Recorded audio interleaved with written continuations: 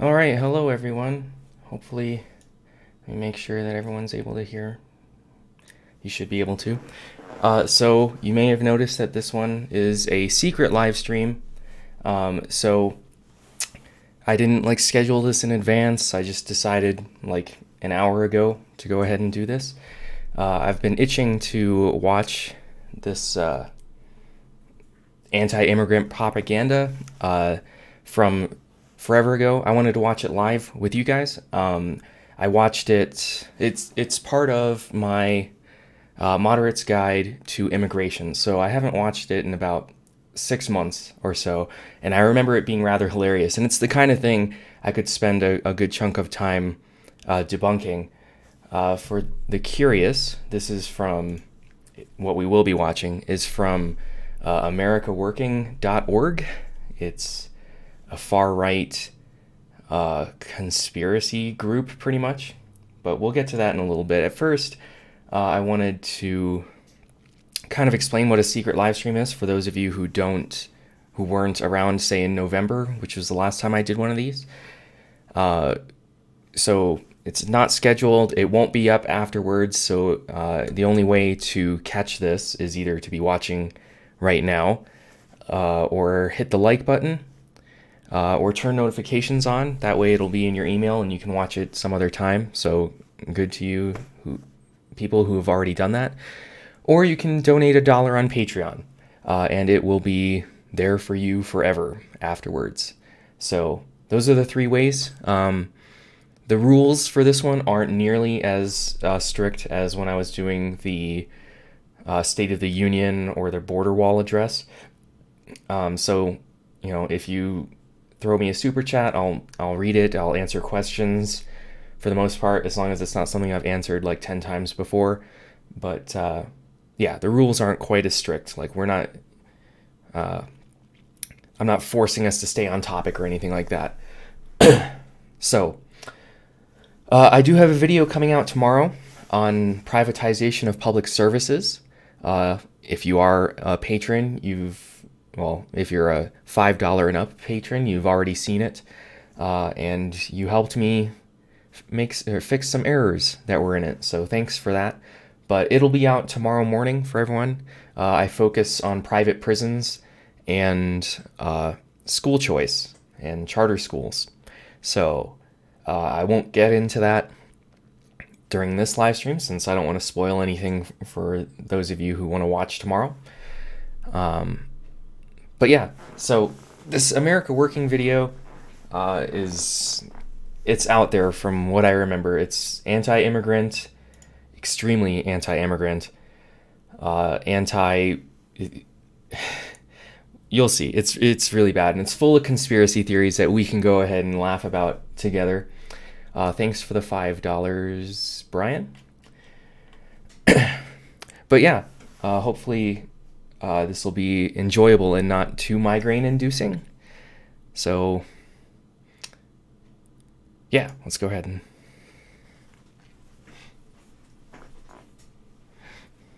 America. No documents needed. Our country and government have been talking about securing our borders our whole lives. In the last 55 years, we have had 10 U.S. presidents. 5 were Republicans and 5 were Democrats.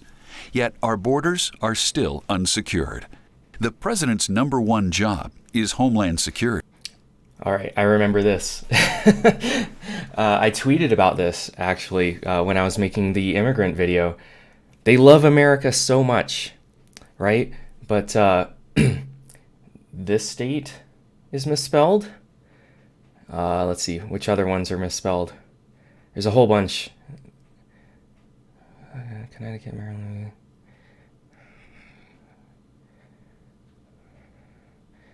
Minnesota is misspelled. Wisconsin is misspelled. Now I'm catching them. Missouri is misspelled. There's only one R, right? Yeah. Thanks for the 10 pounds, Ace. Whew. I mean, when you love America so much that you misspell, 10% of the states already?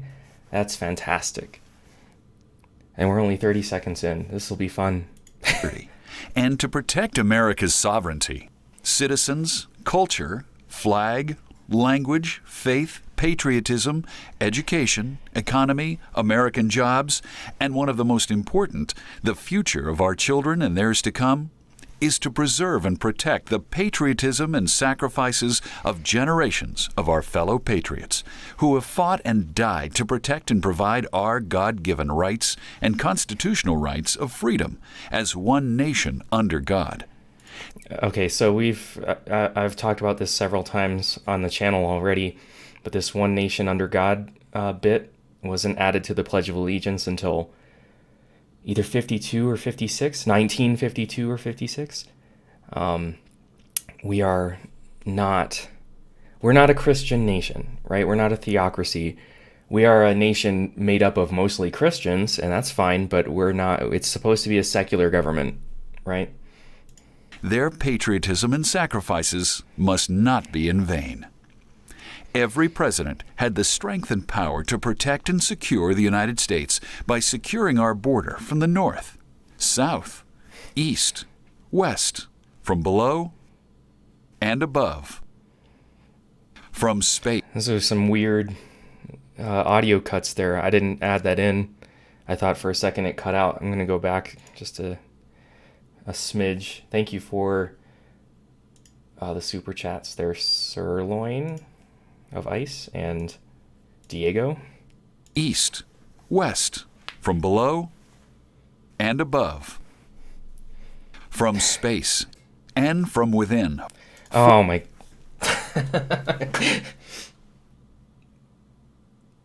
Wow, we're only like 90 seconds in. Let me back that up. They love showing this picture of him in a Halloween costume. And I mean, isn't there a picture of Donald Trump like holding the and from within, holding the orb with this guy and all of that? Like okay, anyway. Okay. Obama was born in Hawaii. He's American. He's not a secret Muslim. If you still think that at this point, I can't help you. Foreign and especially domestic.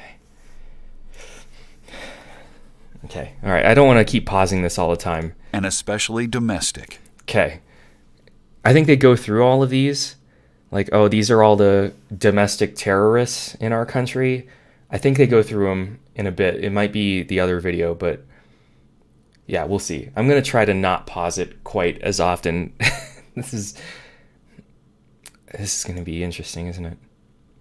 Remember, they placed their hand on God's Bible and swore an oath to we the people, to the United States, to our Constitution, and to our Republic.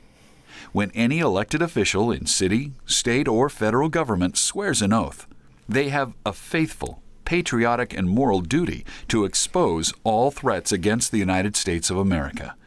No matter how big or small, it's their honor and duty to bring those threats to we the people, and together FEMA camps are a threat to the U.S. Common Core also, I actually talk about that in my next video a little bit. 49% of America on government aid. They must have a really broad definition of government aid for that. That's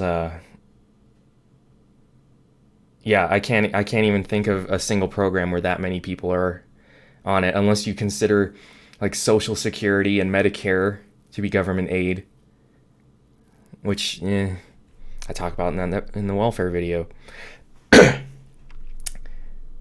U.S. currency. Some of these are just so out there. We will stand, fight, and eliminate such threats. But when our elected officials take no action, that's the same as a guilty action. No action is a guilty action. Let's make a report card of our last 10 presidents, and we'll see what they all have in common. And yes, we can do all 10 presidents at one time. We'll start with their achievements, and with one of the most evil organizations in the world today, the United Nations. Evil. Many Americans don't even know that a multi-district United Nations Agenda 21 decree, passed in 1972, demanded that the United States must reorganize into 10 super regions. Immediately, President Richard Nixon issued Executive Order number 11647 on February 14, 1972, which fulfilled the UN order, as these 10 regions were created, and today await activation, in which all local government control will be rendered obsolete. George H.W. Bush, Bill Clinton, Barack Obama, the National Governors Association, and the United States Conference of Mayors have all signed Agenda 21. Agenda 20. Okay.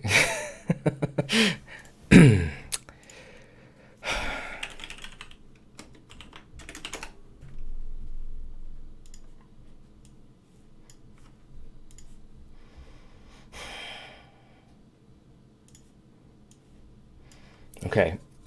So this Agenda 21 I let it play through, even though it was giving me like a headache to do it,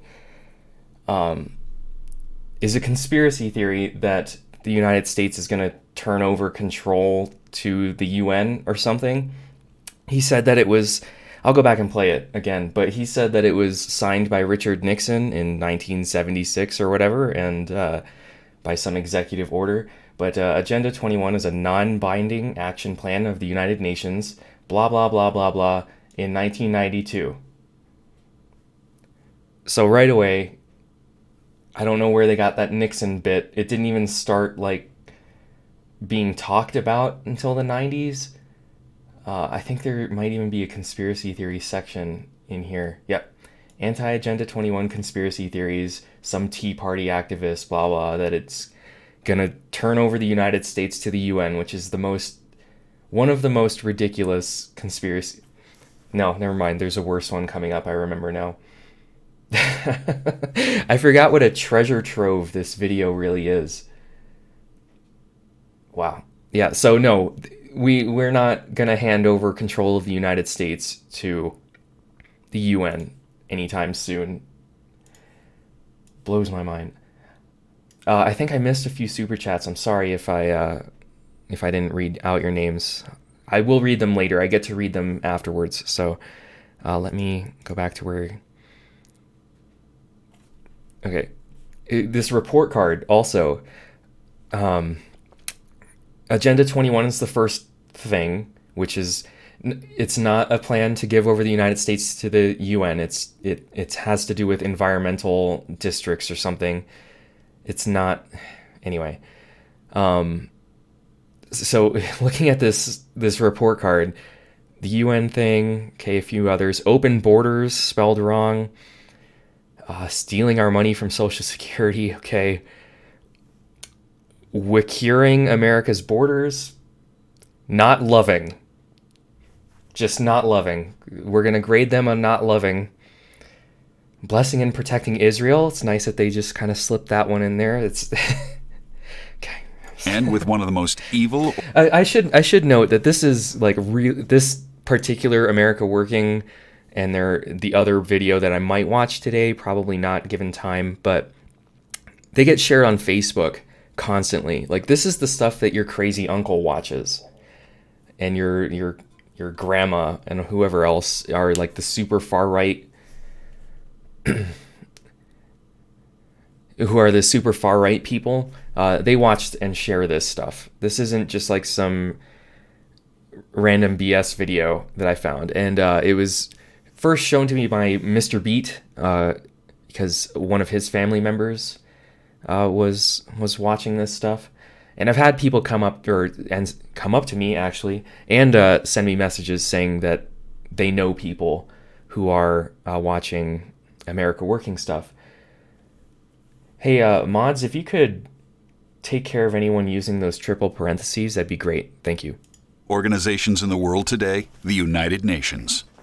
Many Americans don't even know that a multi-district United Nations Agenda 21 decree passed in 1972 demanded 1972, that's obviously not true. That the United States must reorganize into 10 super regions. Immediately, President Richard Nixon issued Executive Order Number 11647 on February 14, 1972, which fulfilled the UN order, as these 10 regions were created, and today await activation, in which all local government control will be rendered obsolete. George H.W. Bush, Bill Clinton, Barack Obama, The National Governors Association and the United States Conference of Mayors have all signed Agenda 21. Agenda 21 is in every division of government and over 20% of our country. Achieved. The NRA's position reminds me of negotiating with the Iranians or the communists. You know, there's no possible discussion, and it's for political purposes. You know. Political purposes? No. It's about our constitutional rights. The Supreme Court is wrong on the Second Amendment, and I am going to make that case every chance I get. Number one, get a gun. Buy one legally, learn how to shoot it, and be primed to use it. The United Nations Arms Treaty is a true threat to the whole world. On March 2013, a finished version of the Arms Treaty. Okay, I'm just reading this real quick because the arms treaty, how is that a threat to our constitutional rights? And just looking at it, it's about, not arming areas in conflict, so stop selling weapons to, I can't even, like Cameroon or whoever else is going through a civil war at the moment. Yeah, it's so weird. This is a threat. Trade Treaty, or ATT, was finally presented to the UN General Assembly, and that body approved the treaty by a vote of 154 to 3, with 23 abstentions, on 2nd of April, 2013. The U.S. was one of the member nations voting in the General Assembly to approve the treaty. Only Iran, North Korea, and Syria voted against it. Yeah, I wonder why these known terror states would be against an arms trade treaty. That's so strange to me. They must be for Second Amendment rights. Huh. The treaty was finally signed by U.S. Secretary of State John Kerry in September of 2013. But the treaty still requires ratification by 50 UN signatories before it goes into effect, and it still requires approval by the U.S. Senate before the United States commits to its terms. Achieved. Project 60, North American Free. Okay, so they're just going to go through and they're gonna check these off and just claim that they're done. Project 60. So they went into depth for the UN Agenda 21 and the Arms Trade Treaty, which they completely misrepresented. And then he just says Project 60 achieved. Project 60 is a conspiracy theory that China owns the entire state of Idaho. Project 60 was a plan to boost Idaho's GDP to $60 billion. I can't remember what year it was, like 2010 or something. And they did that. They brought their GDP up to 60 billion. And the conspiracy theory is that they did it by selling the entire state to China. It's out there. It really is. I'm getting a lot of questions right now. What does the triple parentheses mean? It's a dog whistle for the alt-right, for Jewish people. So if you use the triple parentheses in my chat right now while we're talking about this stuff, you'll be banned and you'll never be able to comment on any of my videos ever again. So how about not do that? Anyway, Project 60 is a way out there conspiracy theory that they just gloss over as if it actually happened. The entire state of Idaho is owned by China.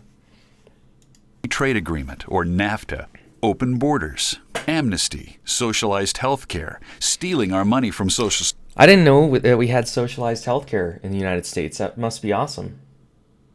Huh. Wonder where I can sign up for that. Security, personal wealth, and the list keeps going, including the National Defense Authorization Act of 2013, which means you, as an American citizen, if you're classified as an American terrorist or suspicious of supporting terrorism, you can be arrested and detained indefinitely without charges, trial, and legal representation. That is a violation of all our constitutional rights. What classifies an American citizen as an American terrorist, according to our government? Any American who is a Christian, Jew, or patriot. So what are... The National Defense Authorization Act, it's the appropriations bill that Congress has to sign every, I think it's 2 or 3 years. They have to do it. This whole terrorist bit, especially where Christians... Any American who is a Christian, Jew, or patriot. Yeah, all of these people are terrorists. Right. That classifies you as a terrorist. That's like over half the country, well over half the country are terrorists according to this weird conspiracy theory. Thank you for the $20, Patrick. So what are their failures? Defending our republic, one nation under God, securing America's borders, not loving, blessing, and protecting Israel, national debt, defending our Constitution, U.S. currency and Federal Reserve, taxation. See, now they're just like listing stuff that they're failing at. Like, oh, they're failing at U.S. currency and Federal Reserve. What does that even mean?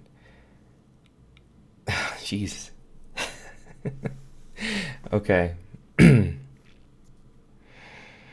So defending our republic. Okay, they get to that, I think. One nation under God.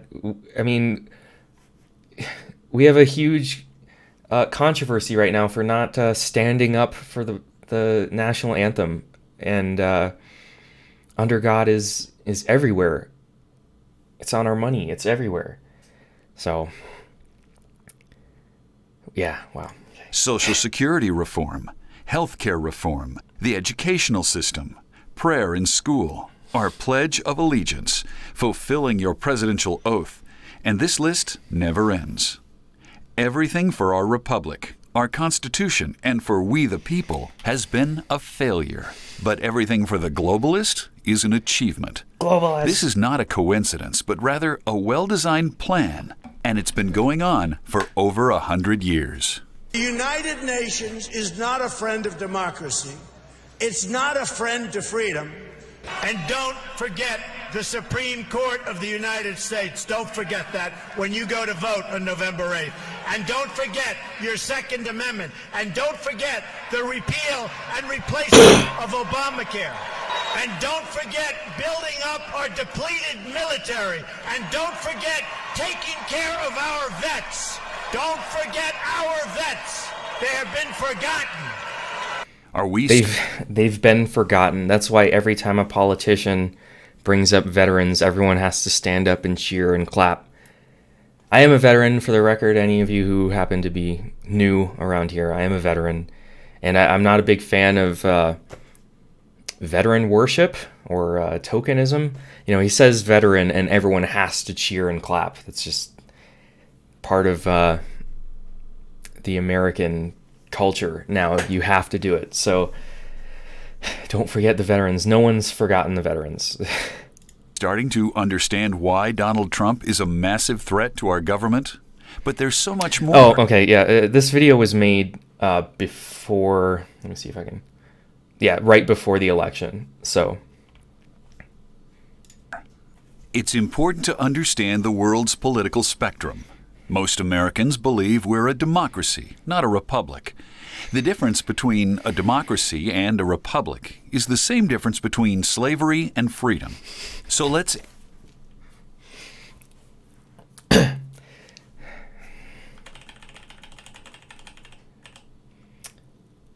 difference between a democracy and a republic is the same as slavery and freedom.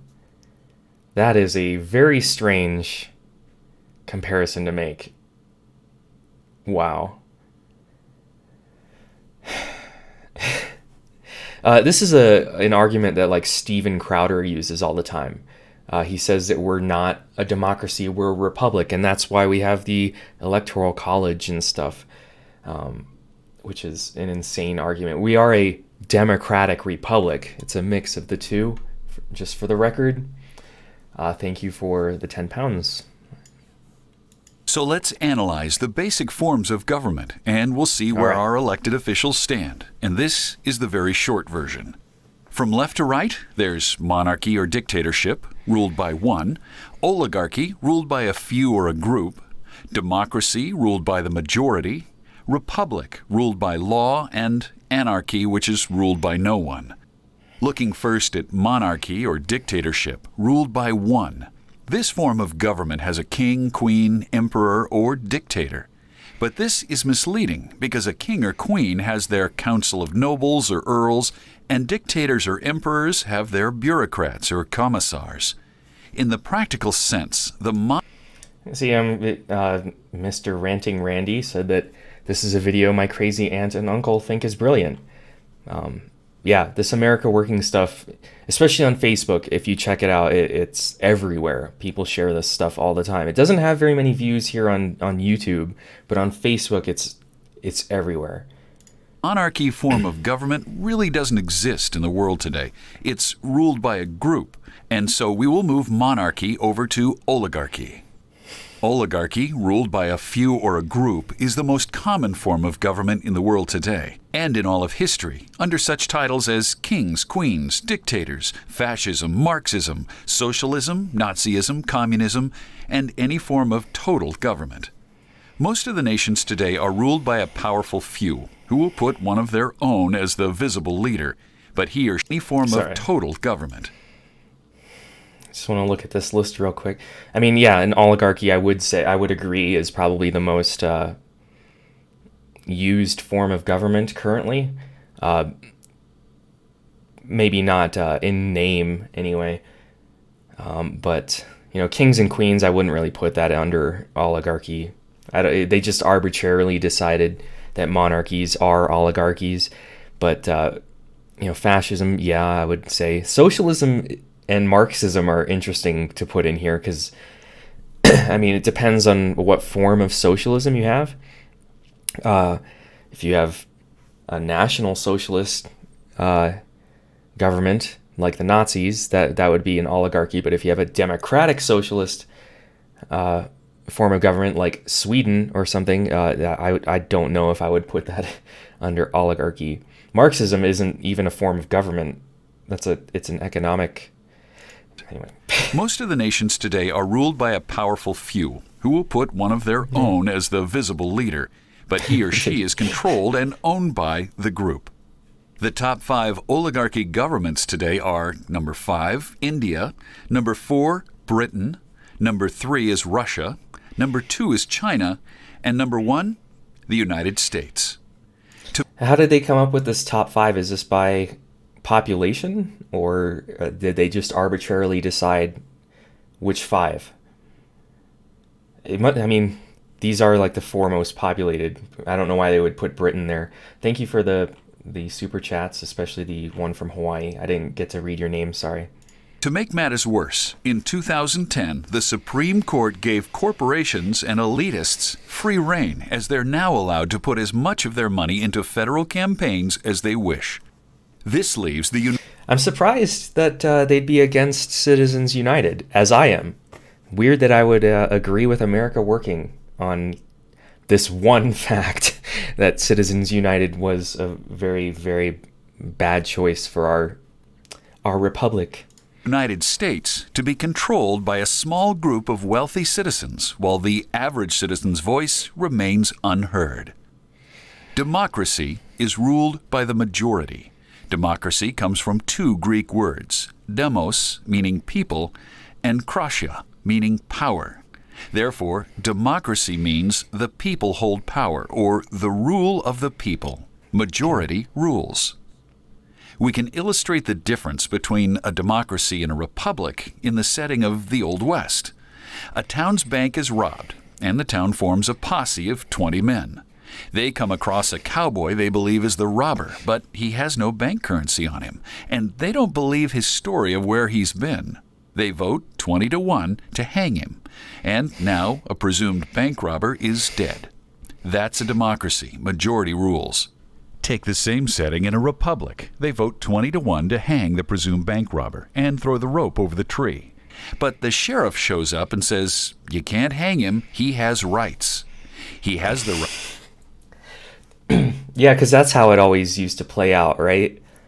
I'm pretty sure the sheriff would have been just as happy to hang the person as anybody else. But the Wild West wasn't nearly as wild as... That's a totally different topic. Let's not get into that. Right to legal representation and to face a jury of his peers and a fair trial. Even the jury of 12 must vote unanimously that he's guilty in order to be hung. That's the law, a true republic, the law of the land. I will never forget the day I first read this paragraph and felt like it was so descriptive of where we are today as a nation. Democracy is always temporary in nature. It simply cannot exist as a permanent form of government. A democracy will continue to exist up until the time that voters discover they can vote themselves generous gifts from the public treasury. From that moment on, the majority always votes for the candidates who promise the most benefits from the public treasury, with the result that every democracy will finally collapse due to loose fiscal policy, which is always followed by a dictatorship. And then he said, the average age of the world's greatest civilizations from the beginning of history has been 200 years. Okay, so I brought this up in my eschatology video. I used that clip, actually. This average age of the greatest empires being 200 years is completely arbitrary. They just picked it at random because the United States happens to be, well, now it's 240 years old, as a way to say, like, hey, we're living in the end times right now. Because every generation seems to think that they are living in the end times. That's just how it is. And they always pick some random number, like 200 years. Rome lasted, I mean, like Western Rome lasted, what, 600 years? And then the Eastern half lasted another 1,000. I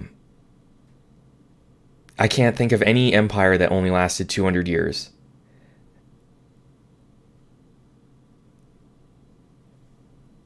Yeah, the only one I can only think of, the United States right now, is just over 200 years. Stefan Molyneux does the 10 generation cycle, which also puts it at 250 years, which is right now. Like, we're going to end any day now. So buy a gun. During those 200 years, these nations always progressed through the following sequence: from bondage to spiritual faith, from spiritual faith to great courage, from great courage to liberty, and from liberty to abundance, and from abundance to complacency, and from complacency to apathy, and from apathy to dependency, and from dependency back to bondage. It is not a stretch to describe the United States as a nation that has become apathetic. With all the blessing we have in this country, everything that God has done for us in this nation, how easy it is for us to take it for granted and just to fall into a sense of entitlement that we deserve this, that we should have this, when in reality, what we have is the result of sacrifice on the part of many people who paid dearly for the American way of life. We have all of history that tells us any country that is a democracy will soon become an oligarchy government, and it's next to impossible to ever return to a republic. Goodbye, freedom. The EU is a threat to democracy and and freedom. The EU crushes freedom, apparently. Thank you for the super chats. There's quite a few that I haven't been able to read out loud. And a few other people are giving me examples of empires, like the Mongols, I guess. That one lasted 200 years. But to say that the average age of all empires is 200 years, you'd have to take, like, the Eastern Roman Empire that lasted 1,000 and average it with the Nazis that lasted, like, 6 years to get 200. It just doesn't... It's a BS number, and you know that. So let's not debate it. But the EU crushing freedom, I guess, was this after... Was it after the Brexit vote? I know the Brexit vote was in 2016. I don't remember what month it was. But anyway, this is all around the same time period, I guess. Anarchy is ruled by no one. The left calls conservatives the extreme right-winger, and that conservatives are known for extreme nationalism and opposition to immigration. That's like Nazism or neo-Nazism, fascism, neo-fascism, and other ideologies that feature extreme nationalistic views. But as you can see, the extreme right is anarchy, a society without a government or law. Okay, so the argument there was that liberals say that the extreme right are the Nazis, and then the counter argument is that, but actually the far right is anarchy. It's only the far right because you decided to put it there. You could have just as easily flipped this over for no reason. Like, this isn't a political spectrum. This is just you listed 4 forms of government, and now you're saying, well, this one's the extreme right. It's not actually the Nazis. If you haven't seen it, there's a video on PragerU where they argue, well, nationalism is good, actually, which it just is. I won't watch that one. That one, I would end up having a seizure. So, in an anarchist society, one has to protect their own possessions at all times and never leave your property. Yeah, I'm just going to go back to that so you can see it again, where they say anyway. The left calls conservatives the extreme right-winger. Because they are. Conservatives are known for extreme nationalism and opposition to immigration. That's like Nazism or neo-Nazism, fascism, neo-fascism, and other ideologies that feature extreme nationalistic views. But as you can see, the extreme right is anarchy, a society without a government or law. In an anarchist society, one has to protect their own possessions at all times and never leave your property.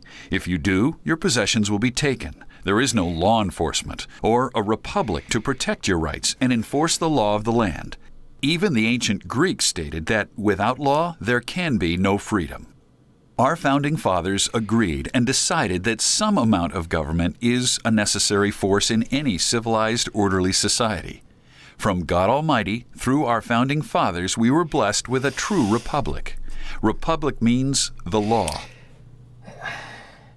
I mean, I've made this argument not even 20 minutes ago that we're not a Christian nation. We are a nation made up of mostly Christians. But this, like, deification of the founding fathers, like they were disciples of Christ or something, is just, even they would be appalled by that comparison. None of them thought that they were saints and that the Constitution was, like, revealed to them by a burning bush or something. This is the law of the land. Our constitutional conservative republic is a sovereign nation, as one nation under God, and was built upon a firm foundation of constitutional rights and the law of the land, with government having limited powers. First of all, the blessing of our forefathers. Herbert Hoover, who was the 31st president of the United States, said, "Our forefathers built for the United States a government new and different from all the governments of the old world by How is that picture displayed on the piece of glass behind him? Are we living in the future? How the heck did that? The United States said, our forefathers built for the United States. It's not added in post because it's reflecting off the floor. Wow, that's kind of cool. It's a government new. Oh, you can't see different it from. You can't see it reflecting off the floor, can you? Here, let me. There, look at that. How did they manage that? Huh. All the governments of the old world by 3 strokes of genius. First, they enacted a written constitution. They made, secondly, a division of powers within the federal and state governments by separating the legislative, judiciary, and executive branches.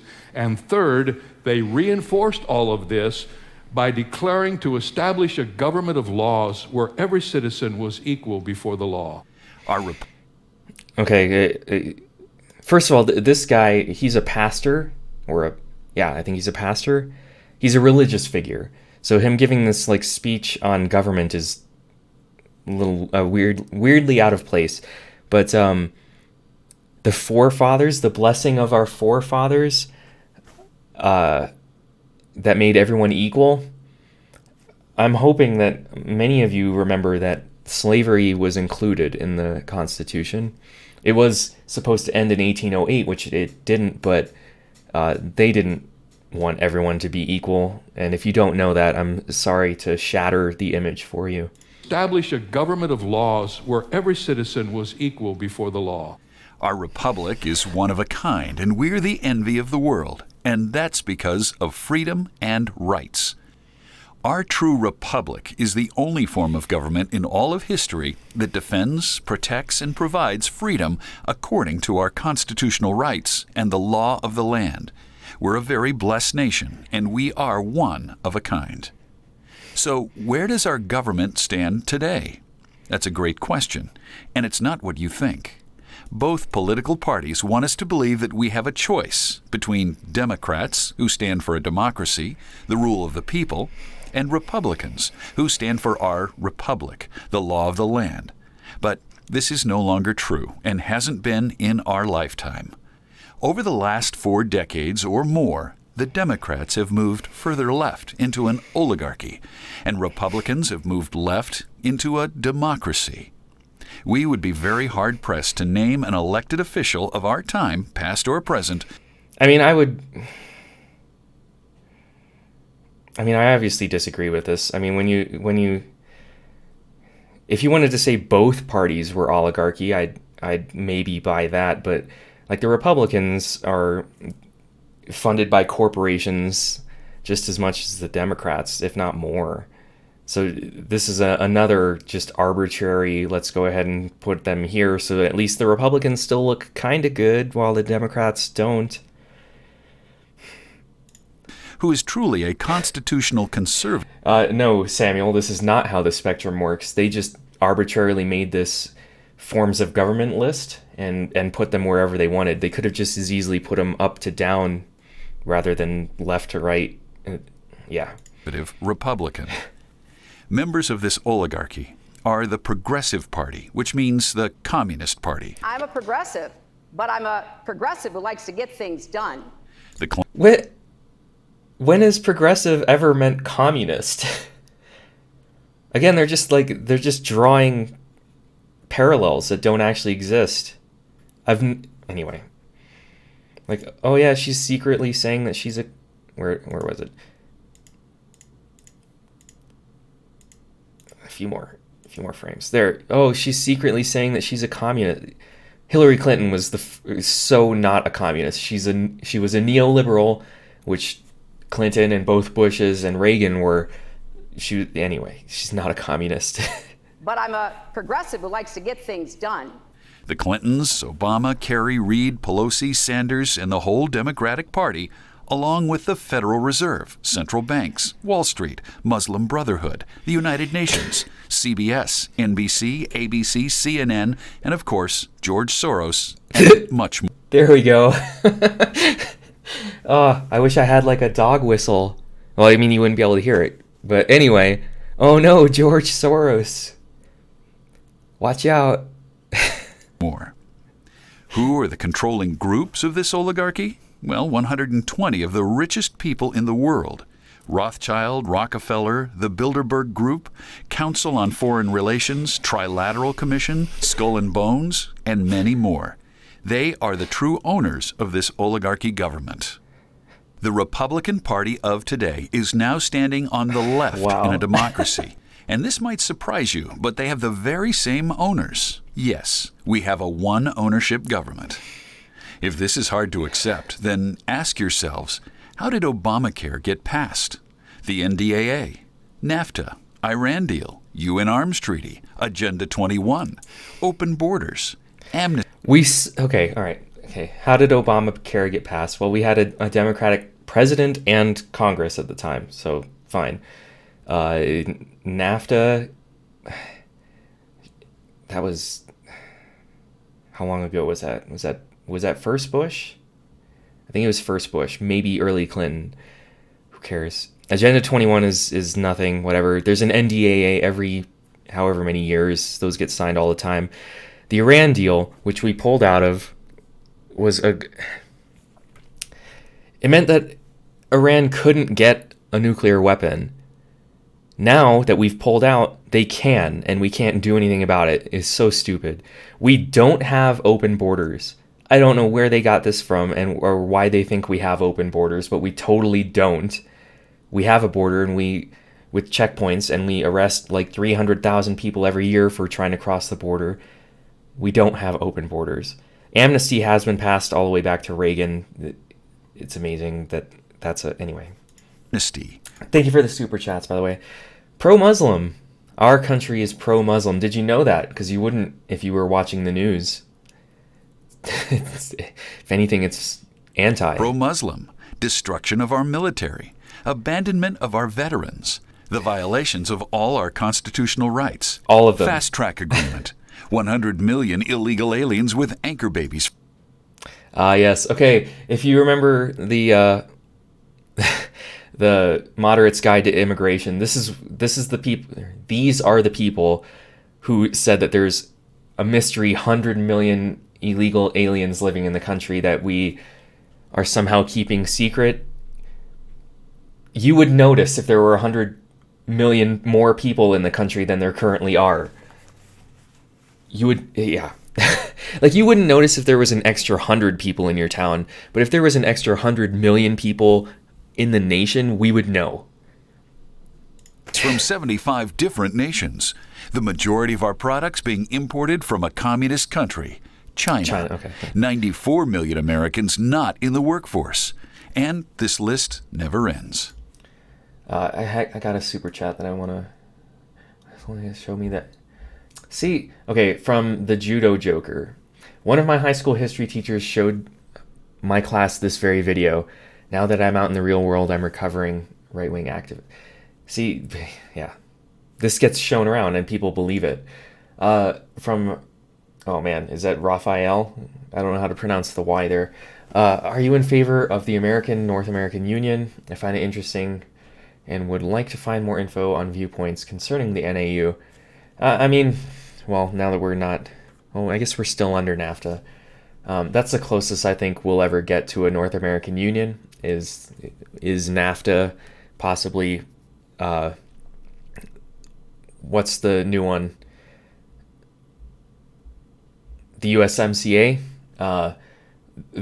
which is basically just NAFTA again, but renamed.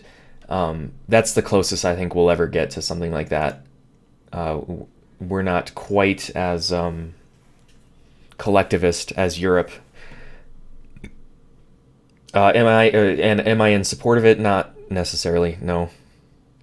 I want to go through that list again. Just show it again. Care get passed.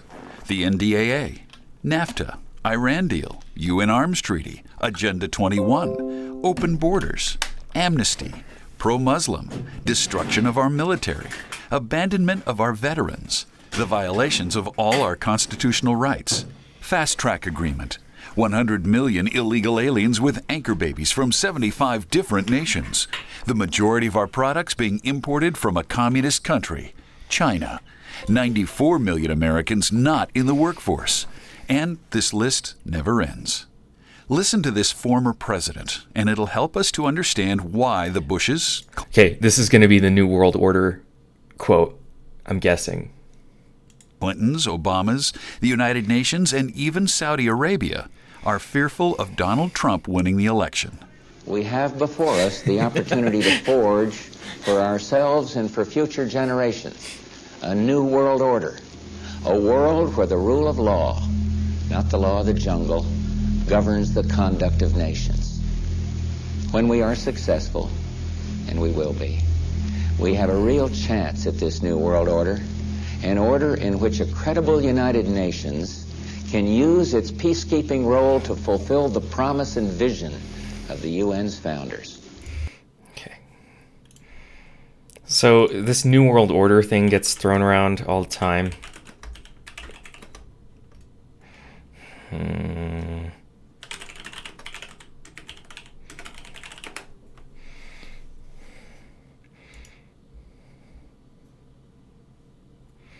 It's of course I'm gonna have a hard time finding it now without digging through conspiracy garbage. The founding fathers, when they broke away from Britain, called the United States a New World Order because we're gonna have democracy now instead of monarchy and all of that. This New World Order conspiracy has existed forever, and it goes all the way back to like the Illuminati, the original Illuminati from like the 1800s. Every once in a while it just like comes back up, and I think NAFTA was part of that. Like, oh, the New World Order, worldwide slavery and world government and et cetera, et cetera. People just say that whenever people say New World Order when they want to change how things are done and move towards democracy or peace, part of the UN's mission and everything. It blows my mind that this continues to come back. Can't wait till okay. When Donald Trump wins and the books are opened, they all know they'll be held accountable for the crimes against our country, and yes, even for 9/11/2001. But we're not defeated yet. Did they just drop some 9/11 truth garbage?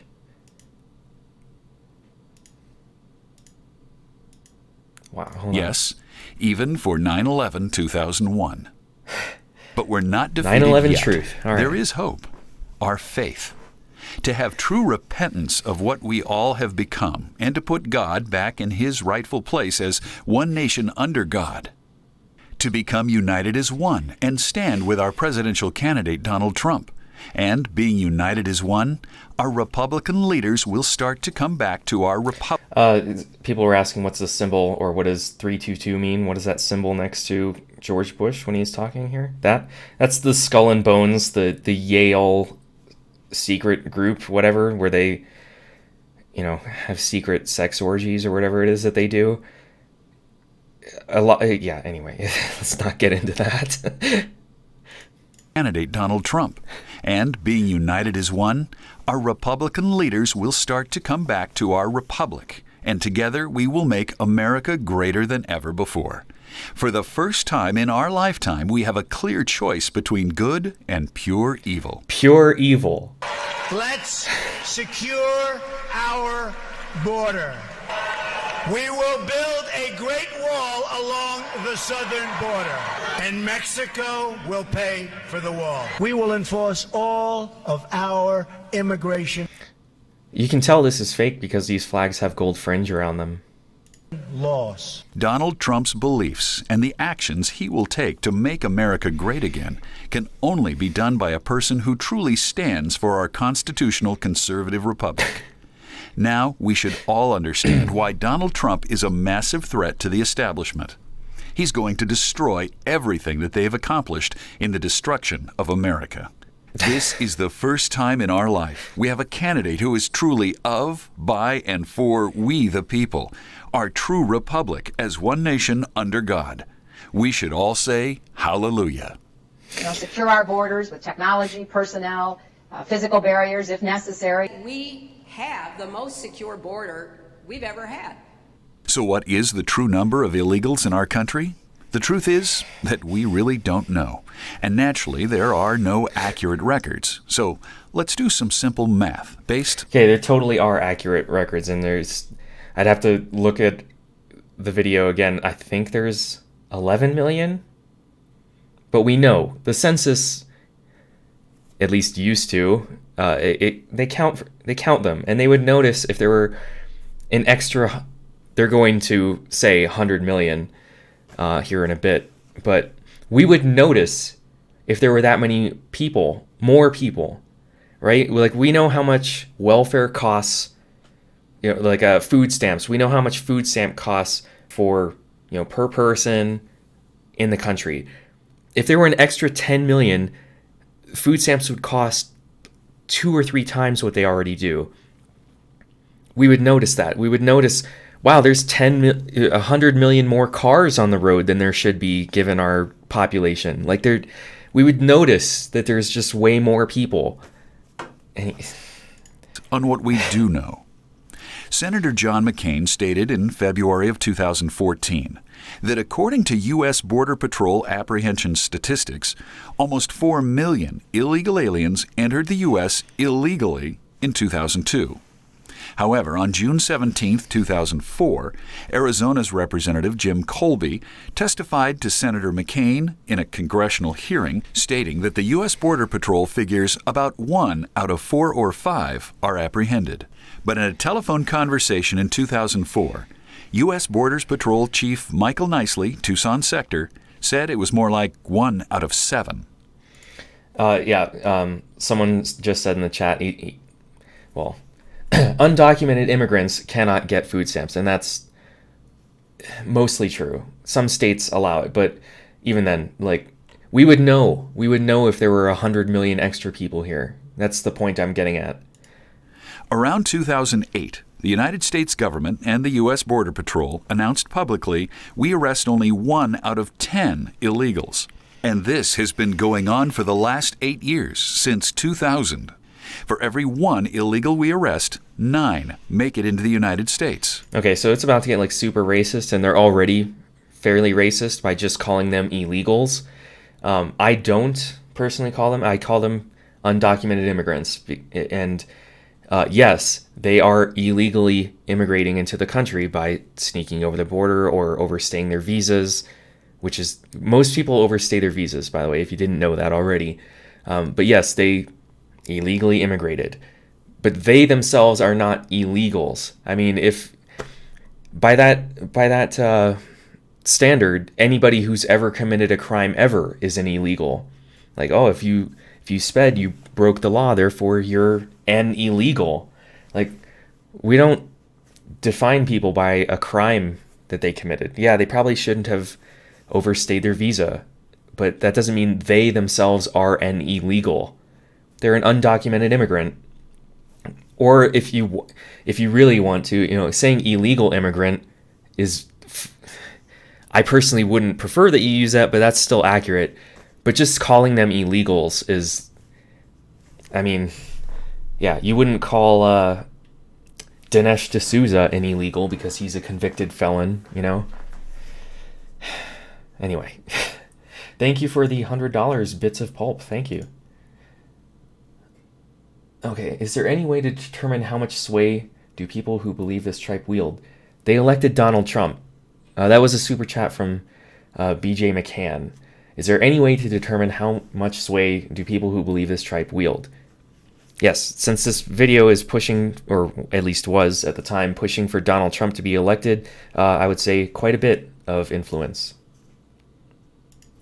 The only way to find the most accurate number of illegal aliens in our country is to use the U.S. Border Patrol's apprehension chart with 3 conservative statistics of 1 out of 3, 1 out of 4, and 1 out of 7. Okay, so they look at the Border Patrol apprehension chart, which I show in the Moderate's Guide to Immigration and the State of the Union address. I had it up and ready to show you the graph, but you can see this is the actual chart, I think. I don't think they alter the numbers any, but yeah, illegal immigration peaked in the 90s and has been falling ever since. It's at like a historic low for the last 40 years or something like that.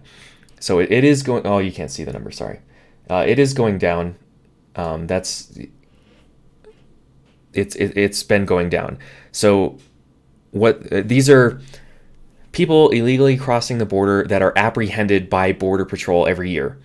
So that number is going down, even though we've hired more Border Patrol agents. The number is going down. You would think if we have more agents, we'd apprehend more of them because there are more agents. We've like quadrupled the Border Patrol and they're catching fewer people. So people just aren't coming over as much. Unless you believe in some grand conspiracy that the Border Patrol is fudging the numbers, which, not to spoil anything, but maybe that's what they're about to say. These 1 out of 3, 1 out of 4, 1 out of 7 numbers are just completely pulled out of nowhere. They, like, oh, according to some secret phone call between the chief of the Border Patrol and some random state senator. Yeah, like, they just pull these numbers out of nowhere. I don't know how many or what the ratio is of how many successfully cross the border. I'd be, 1 out of 3 is probably the most you'd get. Even then, I doubt it, though. These numbers do not include people who came here with visas, student visas, or work permits and never went home. Also, there is a small percentage of repeat offenders and illegals that have gone home. As we look at this chart, it will help us to understand how many illegals have entered our country. In 1986, Ronald Reagan granted amnesty to 3 million illegals. Many believe it was more like 8 to 10 million. No. But looking at this chart, it tells the story of lies and deception at the greatest level from our very own government.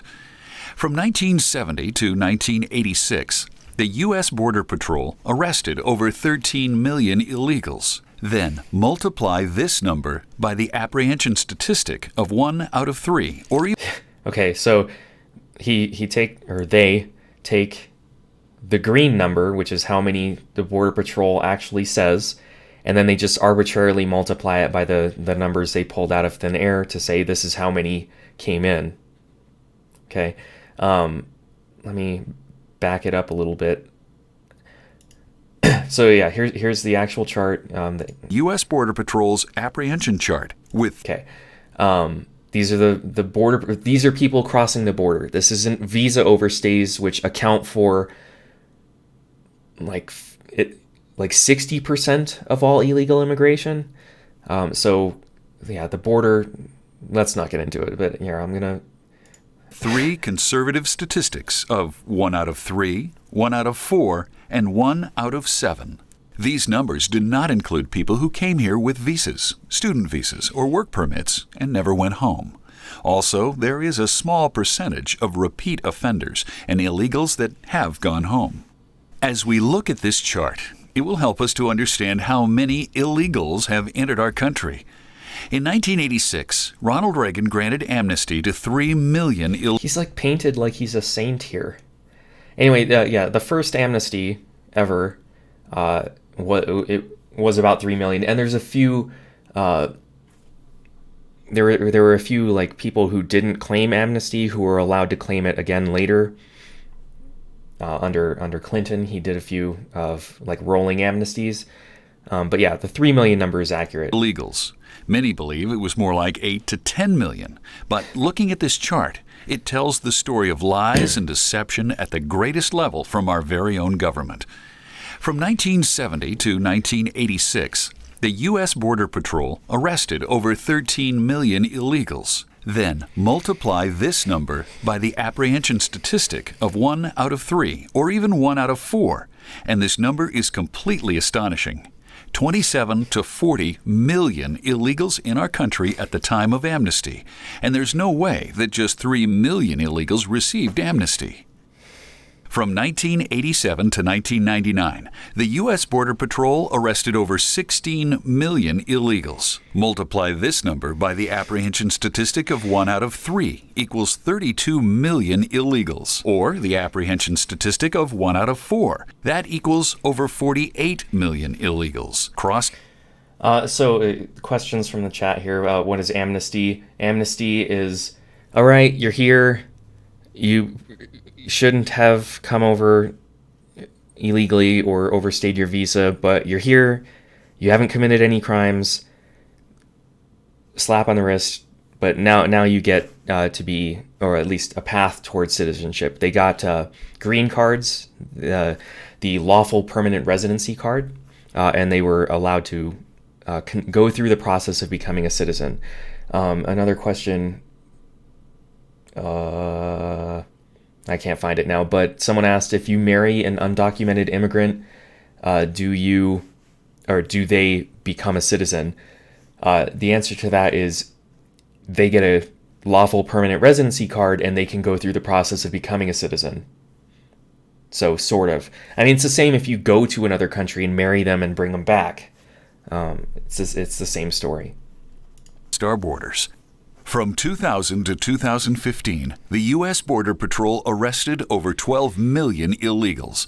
Multiply this number by the apprehension statistics of 1 out of 4 equals over 38 million illegals, or 1 out of 7 equals 77 million illegals have crossed our borders.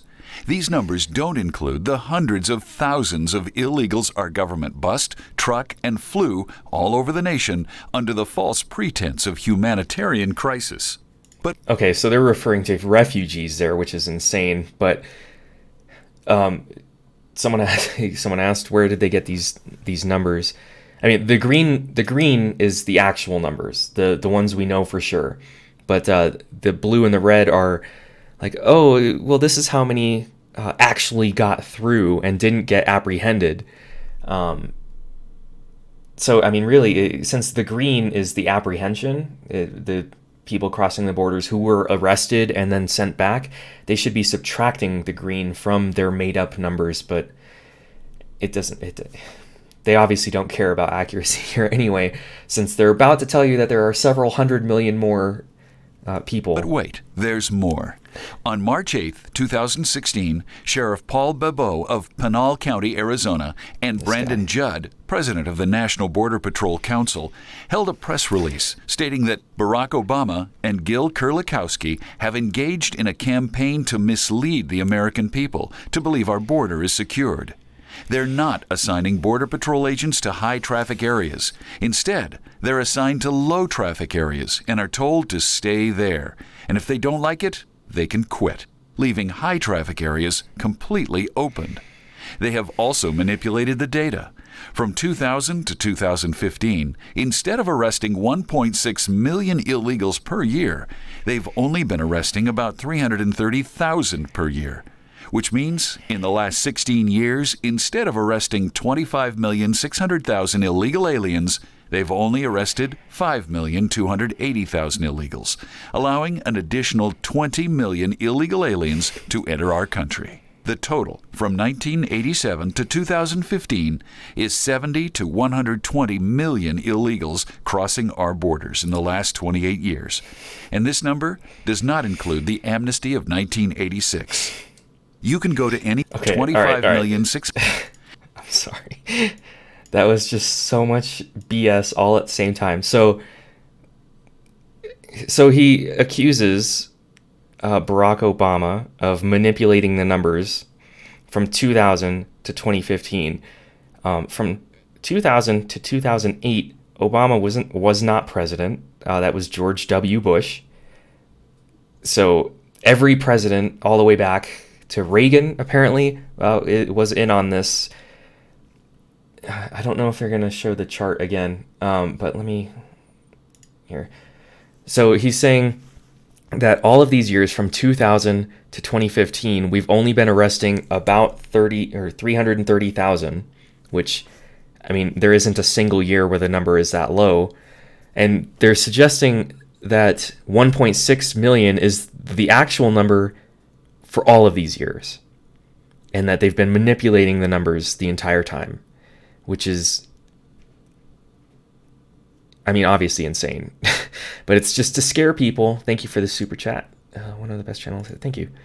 Border Patrol arrested Judd, president of the National Border Patrol Council, held a press release stating that Barack Obama and Gil Kurlikowski have engaged in a campaign to mislead the American people to believe our border is secured. They're not assigning Border Patrol agents to high-traffic areas. Instead, they're assigned to low-traffic areas and are told to stay there. And if they don't like it, they can quit, leaving high-traffic areas completely opened. They have also manipulated the data. From 2000 to 2015, instead of arresting 1.6 million illegals per year, they've only been arresting about 330,000 per year. Which means, in the last 16 years, instead of arresting 25,600,000 illegal aliens, they've only arrested 5,280,000 illegals, allowing an additional 20 million illegal aliens to enter our country. The total from 1987 to 2015 is 70 to 120 million illegals crossing our borders in the last 28 years. That's just such a huge number. People have already pointed this out. This would be over a third of the country is illegal aliens, which is just insane. There's no way. Yeah, there are only 11 million total. So they're amplifying this by a magnitude of 10 in order to make you scared about illegal aliens so you'll vote for Trump, which this video came out before the election, right before the election. So it worked. It worked to scare people. And yeah, they are throwing some just made up numbers at you here, but this is what your crazy uncle believes. And this number does not include the amnesty of 1986. You can go to any public school in the United States where you'll see who is responsible for the new baby boom. It's not Americans. Jesus. I mean, all of these kids could be American. There's unless they're gonna say like only this one, and this one, and maybe this one. I mean, how can you? They're not Americans. That's just holy racism, Batman. According to the U.S. Department of Education, we have built 36,112 new schools from 1980 to 2012. America's birth rate since the baby boomers of 1946 to 64 has been 2.1 children per family. That means the 10th family would have 3 children. Experts claim, in theory, the school your parents attended would be the same school you would attend. So why so many new schools? The number one reason is anchor babies. The number one reason is anchor babies. Okay, not to like... This is a small spoiler from my video coming out tomorrow. According to them, we've built 36,000 new schools in the last 30-something years. Fine. But this is a fact in my next video. The school population, the number of students that we have in public schools around the country, has only gone up by 5%. So we've built more schools so that we can lower the class sizes, but we haven't had that many more kids in the country. The under 18 population has grown by 5%. Like, our population is super stable. If you've ever, I might have this actually. I do. Well, I guess you get to see what I have on the other screen. That's fine. Anyway, it's called a population pyramid. So it shows the size of every age group. It's divided up by 5-year gaps. So 55 to 59, blah, blah, blah. As you can see, though, it's super straight. Like, it's not ballooning out as you would expect if there was a illegal immigrant baby boom or anything. It's really stable. So the population of students has not expanded. So this illegal immigrants are responsible for the new baby boom is a lie. It's just a lie. So amazing. Children of illegal aliens. In the last 28 years, we've had 70 to 120 million illegals entering our country. Let's take the conservative number of 70 million illegals. People are wondering what an anchor baby is.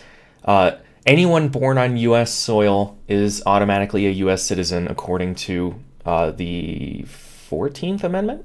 Yes, 14th Amendment.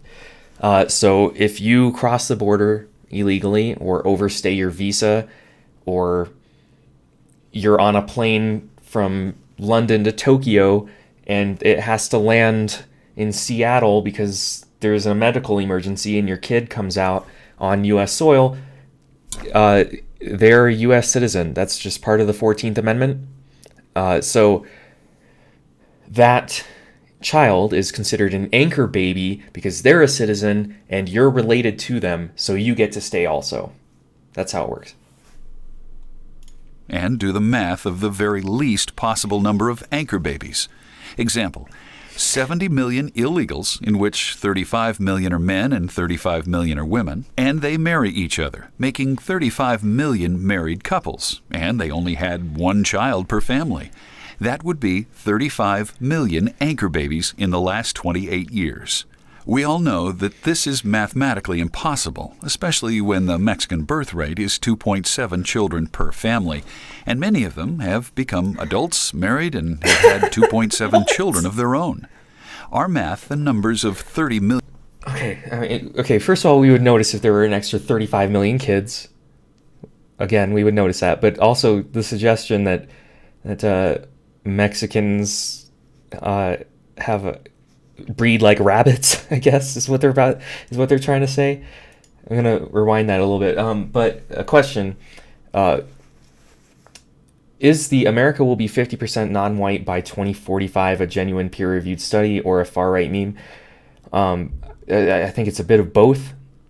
I'd have to look up the actual numbers, but they've been saying that for a long time, so I don't doubt that it's true, especially because of how we count what a white person is.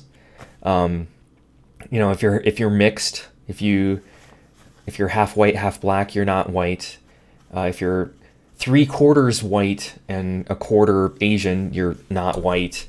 So just because of that definition, it's probably going to go down. I don't know if 2045 is an accurate guess, but even then, so what? I'm gonna be like 60 by then. I don't care. It's not as bad as, anyway. We're getting into like white identity politics now, and that's the most uninteresting topic to me. I don't care if the country is 49% white in 30 years. So what? Million married couples, and they only had one child per family. That would be 35 million anchor babies in the last 28 years. We all know that this is mathematically impossible, especially when the Mexican birth... It's mathematically impossible because we would notice this many extra kids. Even if all the, what did they say, 35,000 schools that were built in the last 30 years, that would be 1,000 per school. Which no school, well, I guess that's not true. Plenty of schools have 1,000, but we would notice if there were 35 million extra people. Birth rate is 2.7 children per family, and many of them have become adults, married, and have had 2.7 and bred children like rabbits, of their own. apparently. It's just Our so math, racist. the numbers of 30 million anchor babies, is the very least possible scenario. Don't be surprised if this number is more like 60 million anchor babies living in the United States and being present or former students in our school system. Every single illegal alien has committed crimes by entering our country illegally, along with identity theft, fraudulent Social Security numbers, green cards, driver's licenses, and tax evasion. But there are millions of crimes committed each year: numbers, green cards, driver's licenses, and tax evasion. Okay. All right, I will agree with him on the fact that anyone who illegally entered the country broke a law. I may not necessarily want that to be a law that can be broken, but according to our current laws, that yes, they broke that law fine. I agree with him there. Identity theft is a bit of a stretch. Social Security is a huge stretch, since you only get out of Social Security when you pay into it for however many years. I explained that in the welfare video. I think it's 10 years you have to pay into it in order to get from it. And since undocumented immigrants tend to not pay into it, they're not drawing from it. This green card thing, I don't know why he thinks that's committing a crime, because that's a totally legal process. Getting a driver's license, literally anyone can get a driver's license. I mean, if you're not a citizen and you come here to work, on a visa, you can get a driver's license.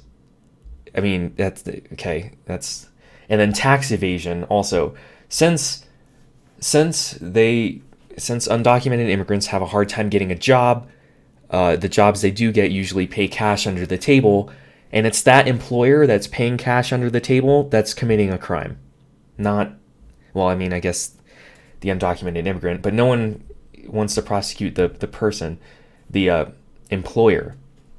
And they still pay taxes through sales tax and everything else. But if they work at a job where, you know, they are getting legal income, then they're paying taxes. Like this whole tax evasion thing, that's a myth that needs to die. And I explain that in both of my Moderates Guides videos. But there are millions of crimes committed each year, from murder, kidnapping, assaults, robberies, rape, molestation, sex trade, and the greatest evil of all is the impact of those crimes committed on our fellow Americans. Just about every city in the United States is and has been a sanctuary city. Our elected officials in city... Okay, I'm going to explain what a sanctuary city is real quick. A sanctuary city is not, hey, all undocumented immigrants, you're welcome here. We'll protect you from the federal government. That's not what a sanctuary city is. That's what people like America Working want you to believe. A sanctuary city means that the local police force, the local government won't report you to the federal authorities for you to be deported. Not if you commit a crime. If you commit a crime and the police catch you, they're almost for sure going to turn you over. But if you had a crime committed against you and you go to the police to tell them, hey, I was raped or I was robbed or whatever else, the police, the local PD, don't care if you're an illegal immigrant. They're going to hunt down whoever did that to you. That's what a sanctuary city is, where they have a law on the books saying the local PD will not care about your citizenship status if you're reporting a crime. That's what it's not like, oh, the local PD suddenly don't care about immigration laws. Of course they do. And they're going to turn, if you're an illegal immigrant in a sanctuary city and you steal a car, I guarantee you 100% they're going to turn you over to ICE. Guarantee. Yeah. But if you go to report a crime, they won't. Because they want to encourage you to report crimes. Currently, nationwide, undocumented immigrants are far more likely to be the victims of crimes because people know that they're not going to go to the police. So sanctuary cities are an idea to combat that. States is and has been a sanctuary city. Our elected officials in city, state, and federal government support amnesty and immigration reform. They're not enforcing the law of the land. Reported by Breitbart News, over 94 million Americans not in the workforce. The number one reason? Illegal aliens. No, okay. 94 million number is accurate. Okay, that's a third of the country. But that's because of retirements, people on Social Security, and children. That's the number one reason why 94 million Americans are not in the workforce. Because age is the number one reason, not illegal immigrants. Not in the workforce. The number one reason? Illegal aliens. Illegal aliens no longer just work in the citrus and farming industries or digging ditches and mowing our lawn. In the last 25 plus years, they're working in waste management, manufacturing, food service, meat and slaughtering houses, hardware manufacturing, janitorial, assembly lines, auto industry, every single construction trade, and even union members. There are also reports of illegals being teachers and holding public office. That's... Okay.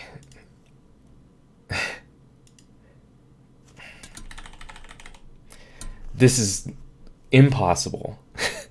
You can't be a teacher and an undocumented immigrant. I was a teacher. The process to get licensed is almost as hard as it was to get a security clearance when I was in the Army. Like, I had to be fingerprinted and like have all sorts of letters of reference from the college saying that I actually have this degree and stuff. There's no way an undocumented immigrant would get a teaching license and become a teacher. There's no way. And this whole stealing your jobs argument is just it's so 80s. Being teachers and holding public office. It's time for our... You're also totally not going to be an undocumented immigrant holding public office. There are checks against that. I mean, I don't want to type that in. I refuse to believe that there's any way that an undocumented immigrant was lawfully elected. Voices to become actions and defend the 94 million Americans who are out of the workforce, and this includes the H-1B visa. There are thousands of corporations and companies who lobby, support, endorse, and use H-1B visa.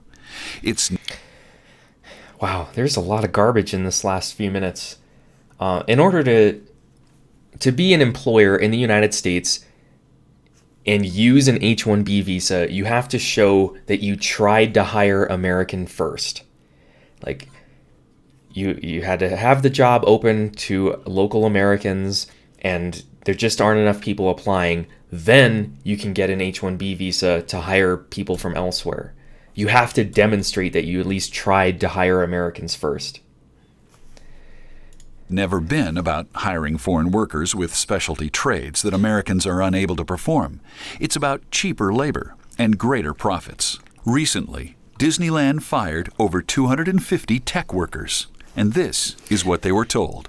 The dead silence was broken when the Disney executive made a harsh announcement. All of you in this room will be losing your jobs in the next 90 days. Your last day of employment for this company will be January 30th, 2015.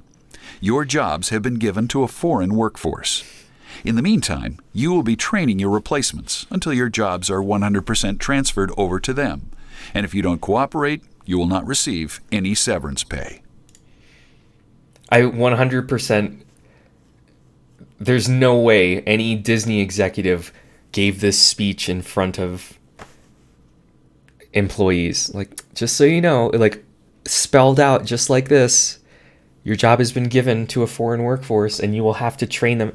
I refuse to believe that happened in the way that is presented here. Shame on us for allowing this to happen. It's time to boycott all participating corporations, and especially boycott Disney. Mexico's drug cartel is a $150 billion a year business. Boycott Disney. Boycott Disney. I mean, there's plenty of other reasons to boycott Disney, but hiring foreign workers is... Mexico's drug cartel is a $150 billion a year business.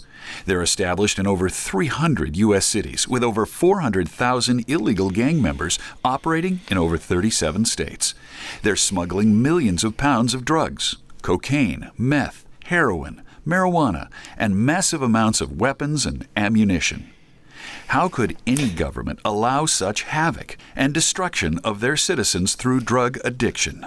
Because it's part of their plan to have over 100 million people being drug users, abusers, and addicts. They're not paying attention to what the government is doing. They're waiting on their next government check or planning on their next crime for their next abusers and addicts. They're not paying attention to what the government is doing. They're waiting on their next government check or planning. Okay, most of those drugs that people are addicted to are prescription drugs sold here in America. The next biggest chunk is like marijuana and alcohol made here in America. I'm not going to like sit here and tell you that drugs aren't a problem. Of course they're a problem, but a lot of these are domestic. So now this doesn't... U.S. Treasury check. I can't think of any time that you would actually get a check that looks like this. It looks like a Social Security payment for $0. I mean, okay, this is probably just an example, but yeah. On their next crime for their next high. Islam is not our adversary. Muslims are peaceful and tolerant people and have nothing whatsoever to do with terrorism. 15 years after 9/11, the terrorist threat is not only still among us, but it's greater now than ever before. Terrorism exists. I don't know if it's worse now than ever before. That's a weird metric to go by. We have millions. And connecting Islam to terrorism is there's plenty of Islamic terrorism going on in the world right now, but a lot of the terrorism that is happening in America is homegrown, just Americans shooting up synagogues or nightclubs, and it has nothing to do with Islam. So yeah, this is just more scare tactic stuff.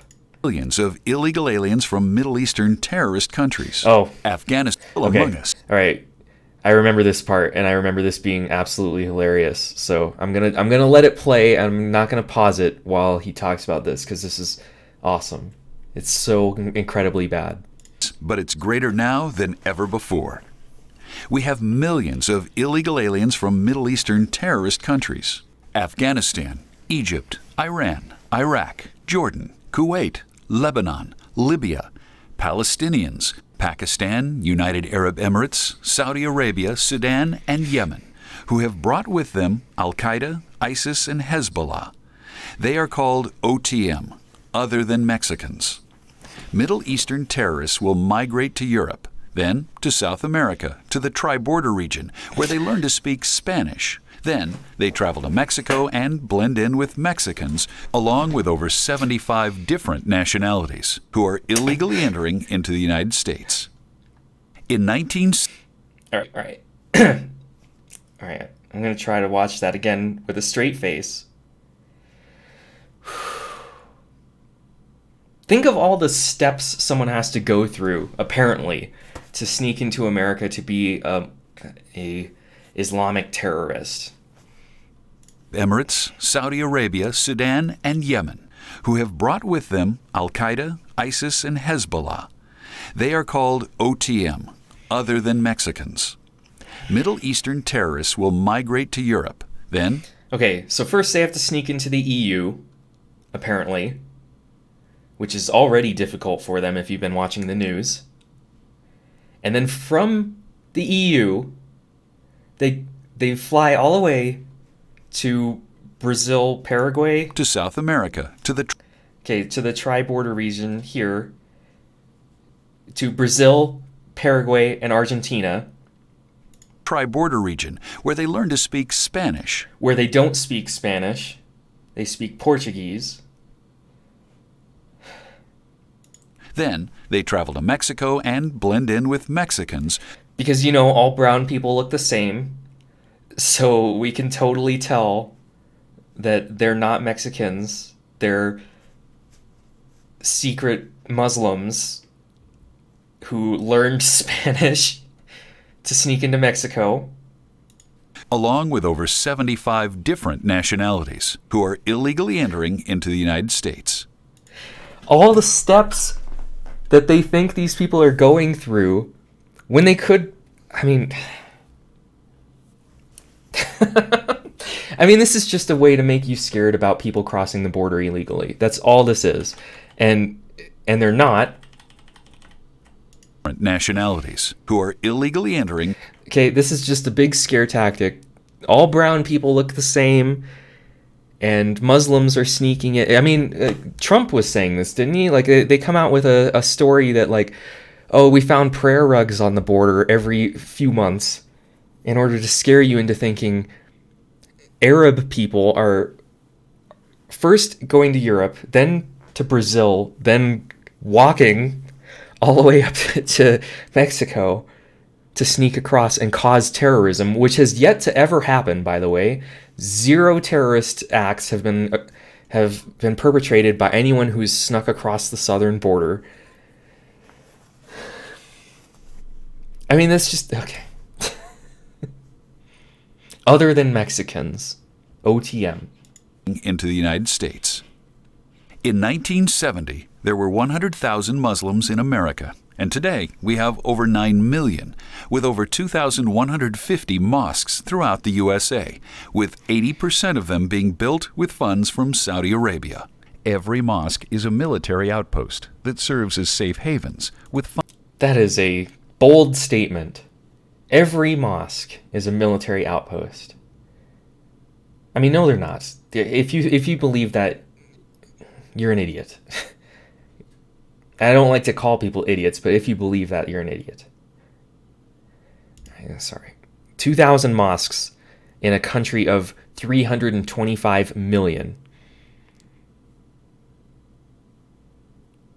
I mean, some of these states have single digits mosques. Okay. With 80% of them being built with funds from Saudi Arabia. Every mosque is a military outpost that serves as safe havens with funding, training, weapon storage, and breeding grounds for new recruitments while they plan their next terrorist attacks. Which have yet to happen. This is still just more scaring. Like, if we had a 9/11 every few months, then this would be at least somewhat substantiated, but it just doesn't happen. Anyway. About 72% of Muslims are illegal and are on federal welfare with a birth rate of 6.2 to 8.1 children per family. Oh my God, there's just so much in here. There's so much insanity in this that I almost can't believe it. About 72% of Muslims are illegal and are on federal welfare. I don't believe that statement at all, that 72% of them are undocumented or on welfare. I don't believe either of those. And since they don't cite this, I can't check it. With a birth rate of 6.2 to 8.1. There's no way that their birth rate is that high. That's... Every Muslim family is an octomom, apparently. There's just no way. Children per family. There are over 22 confirmed terrorist jihad camps in the United States. 22 confirmed terrorist jihad camps that we're not doing anything about. Belonging to a Pakistan Muslim Brotherhood and Al-Qaeda related branch. There are now tens of thousands of sleeper cells and hundreds of Muslim terrorist training facilities throughout the United States. The Muslim Brotherhood and other Islamists have infiltrated and have been appointed to all levels of government and are sitting in key strategic positions in the federal government, intelligence agencies, and national security agencies. And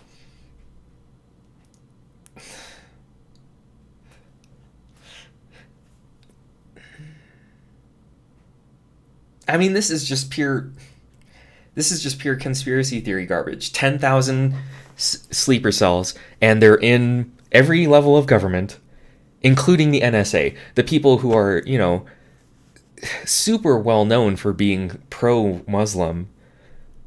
That was sarcastic for anyone who didn't catch that. And even in our own judiciary system. Consequently, they've had a major impact on our foreign and domestic policies, as well as the way our military is restricted on fighting our wars. The greatest threat to America is this House and this House.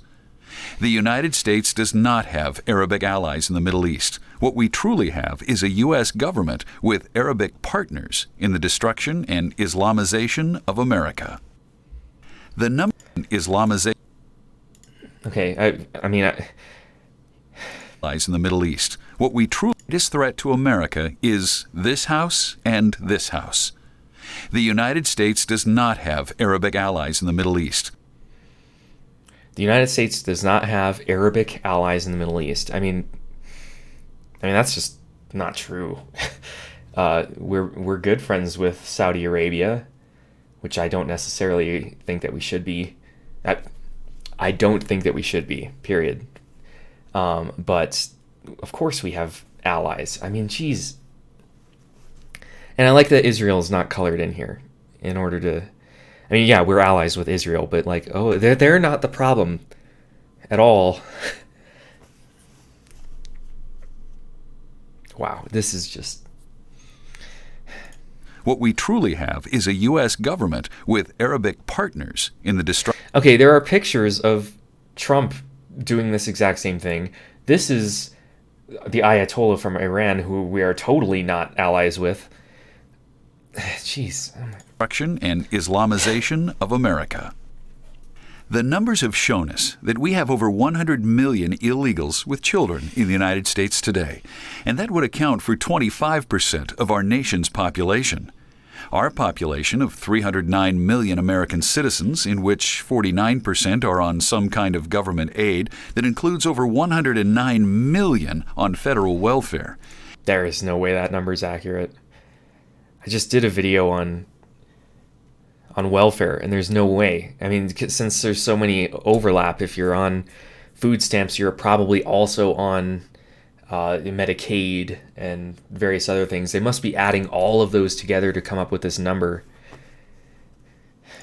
For every one American working, we're now paying for one American not to work. Add in the total of illegals with children, and we're now paying for two people not to work.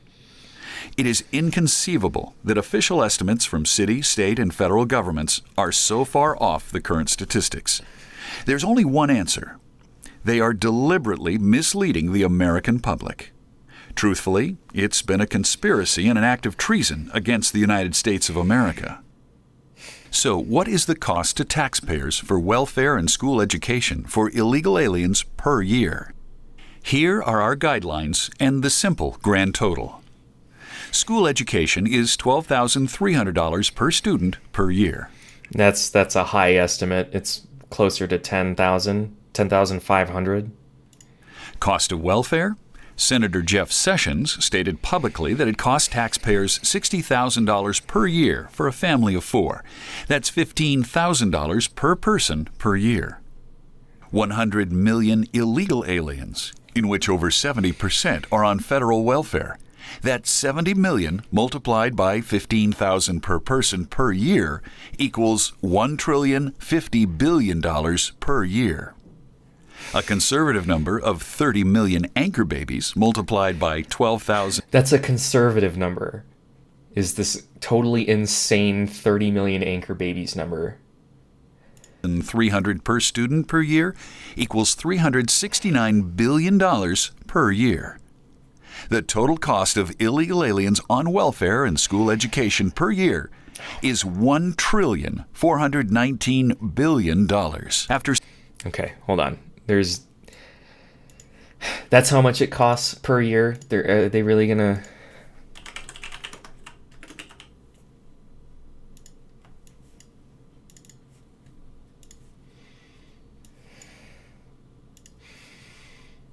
Oh, well, of course it's hard. This is the entire budget for 2017, right? Where is that $1.4 trillion in there? Unless they're going to claim that this is faked somehow. Like even the defense budget isn't that high. It's only $590 billion. So we're spending... Where is this $1.4 trillion? The biggest thing that we spend money on is Social Security, and that's not even close.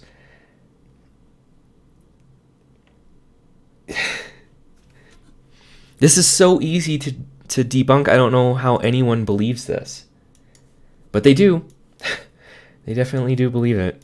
We're seeing these kinds of numbers. The words immigration or migration seem very weak.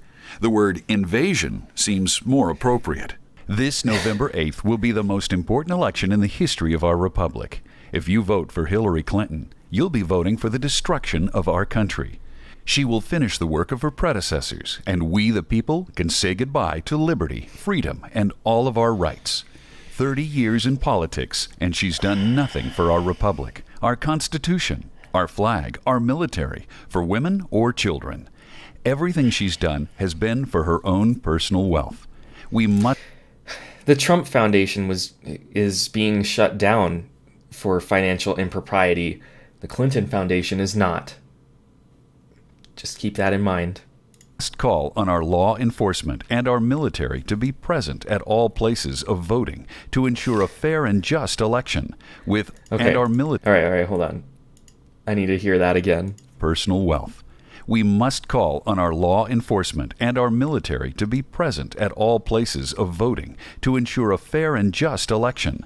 What is this, Iraq? We don't need soldiers to be stationed at every polling station to make sure that someone isn't committing voter fraud. And how would that just... Can you tell that this is the reason I have high blood pressure? With only American citizens being able to vote. The only way Hillary can win is by corruption, cheating, and the votes of illegals. Our second choice is to vote for Donald Trump, who's a great businessman, who's always been a true patriot. Everything he will accomplish in making America great once again will be for our true republic, our constitutional rights, and to enforce the law of the land, and once again, to be one nation under God. The United States of America has more threats today than all the previous 240 years added together. Our government will do everything they can to pass and enforce amnesty. Due to their large numbers and population, their vote will offset the votes of conservatives. This has always been their plan, to destroy our power in voting. We must become united as one, greater than ever before, and vote out of office our pro-amnesty, pro-Muslim oligarchy of a government, or the damage that has been done will be irreversible. If you love your country and are thankful for what our founding fathers gave us, then we should do the same for our children and theirs for centuries to come.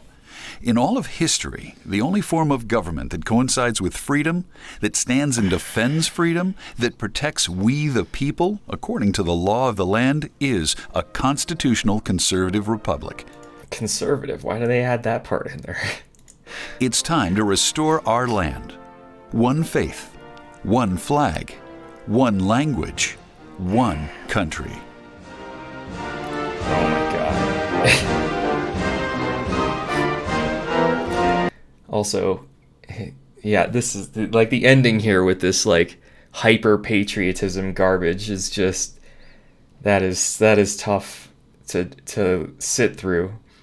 But I wanted to point out that they said that the country should have one faith, and the symbol of America working here is, the Judeo-Christian values stuff, which is just, that was.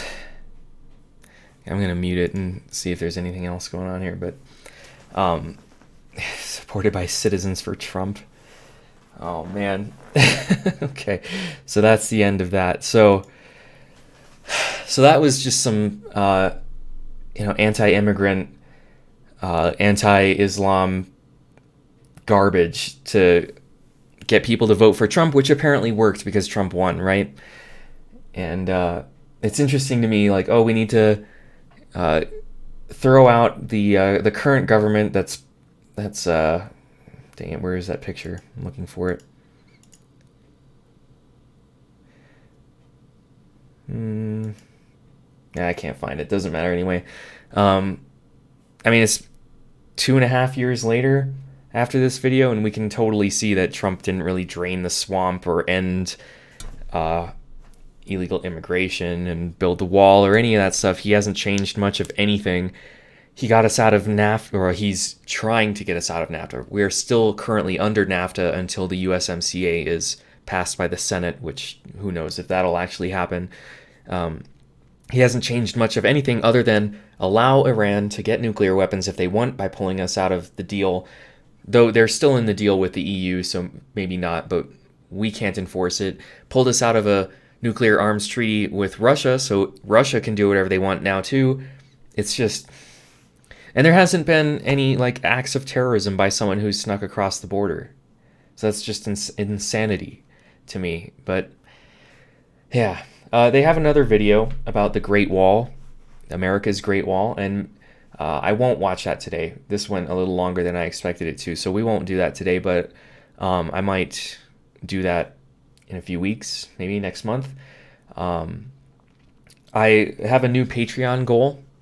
If we reach that, I will make these secret live streams kind of a more common thing. I'll do at least one a month. Right now, they're really sporadic. The last one of these I did was in November. So this won't be available afterwards. It'll be unlisted. So the only way to watch this, again, if you want, is to either hit the like button, turn notifications on, that way it'll be in your email, or pledge $1 on Patreon. It'll be there forever afterwards, so you'll be able to watch it again when you want, or if you happen to miss the next one, it'll be there, all of that fun stuff.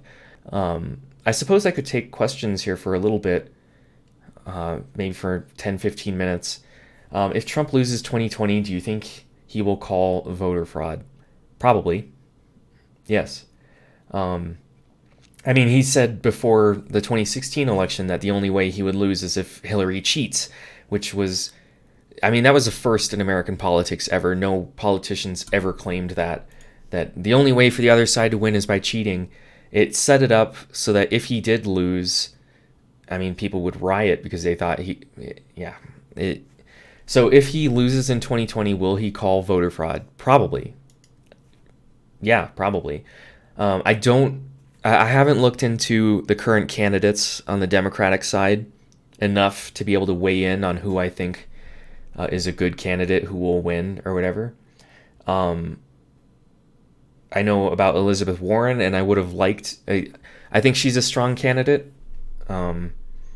I super disagree with her releasing her DNA results. I think that was a bad PR move, and it has shown to be in the press, and people are coming after her because her DNA. Okay, so for those of you who don't know, she put her DNA results out so that she could prove to Donald Trump that she actually does have Native American ancestry, but the numbers came out to be like 1 out of 512 or 1 out of 10 or 1 out of 1024, some insanely small number of Native American DNA that she had, which it didn't prove anything to Trump, of course, but all it did was reignite the debate of what counts as being Native American. We're talking about blood quanta and single drops and stuff, which is not an argument worth having. I mean, it's just crazy. I thought that was a poor move, and hopefully that doesn't bite her too much. I know Bernie Sanders has entered the race. I don't know if he might be too extreme to win. I definitely agree with a lot of his policies, not all of them, but a lot of what he wants. But I think he might be too extreme to really beat Trump. I'm not sure. So I am going to take questions here for the next few minutes. I've decided. If you tag me, make sure you tag me, and I'll see it. Or if you super chat, I will definitely see it. What's my favorite gun? I don't have a favorite gun. There was someone who keeps... Let's see. See if I can find it. Okay, I'm 16 and I'm getting interested in politics. This is about weird Alex Jones crap. What do you think? America should try to curb the Chinese hegemony. I don't mean tariffs. I'm not entirely sure what that question is, Danny Wong, so you're going to have to restate that differently instead of copy-pasting it. What are my thoughts on Kamala Harris? I mean, I haven't looked into her enough. This early in the race, when it comes to a new person that I'm not entirely familiar with, I'm not going to look too deep into them because it's so early. By the time the primaries come around, half of them are going to drop out. So I'm not digging into each person that announces their candidacy. When the primaries come around, and when the debates start happening, I'll look into the individuals a little more. Right now, the only people I know who are running who I am confident enough to weigh in on their beliefs are Elizabeth Warren and Bernie Sanders. Oops. Why do we focus so much on the unemployment rating when it tells a half-truth of the economy? Should we look at the employment rate instead? Yeah, the unemployment rate is a difficult number to really gauge how the economy is doing, because it's the number of people who want to work and can't find work. If you have a part-time job and you want a full-time job, you're not unemployed, you're underemployed, and that's not what the number counts for. So employment rate is probably a better metric. Measuring the economy at all is difficult. I mean, you have the GDP, which doesn't tell the whole story. You have imports and exports, which also don't entirely tell the whole story. You'd have to look at all of them kind of in combination. Okay, so now I have a ton of questions. What did I teach? I taught social studies, so history, government, psychology, economics, geography. I was a pre-No Child Left Behind teacher, so like they don't certify people in social studies anymore. You have to get certified in history or government, but I was a social studies teacher. Now, post No Child Left Behind, it's the same for science. Like, you used to be able to be a science teacher. Now you have to be a physics teacher or a chemistry teacher. So, yeah, I used to teach social studies, and I just kind of aged myself by saying No Child Left Behind. Have I heard of Andrew Yang? No, I have not.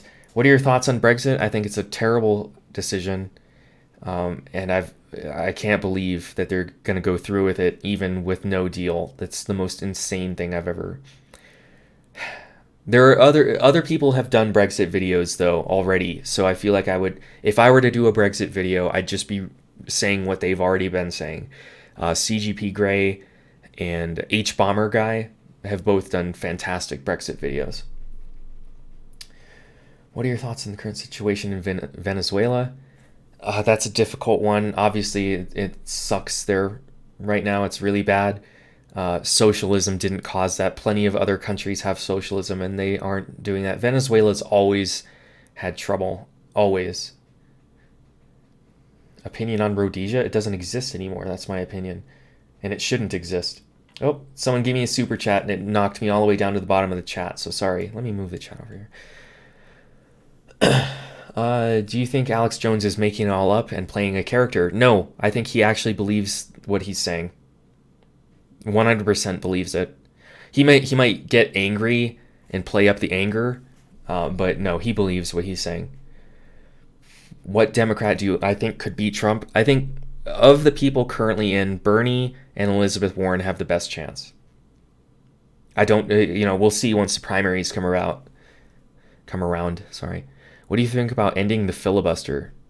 Like in this, okay, so there's two definitions of a filibuster. There's like when we meddle in other countries' politics, and then there's the Senate one. I think the Senate one needs to go away. It's never been used for any good. Fellow vet here, what branch did you serve in, and what was your MOS? I was in the Army. I've answered this question a few times, but why not? It was a super chat, so I'll answer it. I was in the Army, and my first MOS was 13 Bravo. I was in artillery, and then I switched to the Signal Corps, where I was a 25 uniform radio retrans operator. Sorry, now we jumped a whole bunch again. What are your thoughts on the Cohen hearings? Okay, so I did watch a significant part of the Cohen hearing, and especially in the beginning, and I thought... I felt the same way when Jim Comey gave his testimony. I was like, this could either be really bad for Trump or nothing will happen. And nothing happened for Comey. Hopefully something will happen this time, since he actually made some allegations, and it's a Democrat-controlled House, so they might be able to do something like look into Trump's taxes or whatever else. I do think the campaign fraud is going to be the only thing for now that sticks. Basically... when Cohen paid Stormy Daniels to not talk about the affair, he was reimbursed by Trump, which made it a campaign contribution that wasn't legal, and that could potentially hurt Trump. Would you support Portugal-like drug enforcement? From what I understand, in Portugal they decriminalized drugs and they made it a medical issue rather than a criminal issue, which I support. I'd have to look in specifically to Portugal, though, to weigh in completely. Will I ever do a video on the military-industrial complex? I mention it in the one coming out tomorrow. So I'm not going to go, I didn't go super in depth in this video, and I might in the future, maybe. That's a controversial one though. So let me scroll through. I think I missed a, no, I didn't. Okay. Okay, we got, I'll do it for another 12 minutes and then I'm going to cut it off. Okay. What's your opinion on Trump trying to build a wall? I disagree with the wall. I don't think it would work, and it would cost too much. You can look at the border wall emergency. Oh, okay. What do I think about the emergency declaration? I disagree with it. He's going to try to use military funds to build the wall. It's not going to happen. I'm sorry. Even if you're a diehard build a wall Trump supporter, it's not going to happen because they'd still have to use eminent domain to build the wall. And that's going to take more than 2 years, and there's just no way. There's already, the House already passed their version of the bill that would rescind the national emergency. I don't think it's going to happen. There's just no way. It would take way more than 2 years for it to happen anyway, and it's not going to. Will I ever get rid of my animated intro? No, I kind of like the animated intro, so... Is immigration different in Europe? Of course it is, and I don't know enough about that to weigh in, because each country is different. So if you want to know good sources about European immigration, I would look at Three Arrows.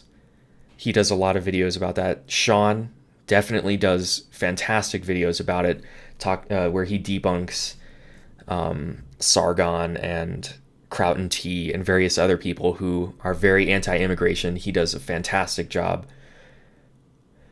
Do you think universal background checks will make it into law? Probably eventually, yeah. Thoughts on UBI? I did a video about that, my welfare video. How would I... Oh, I'm not touching that question.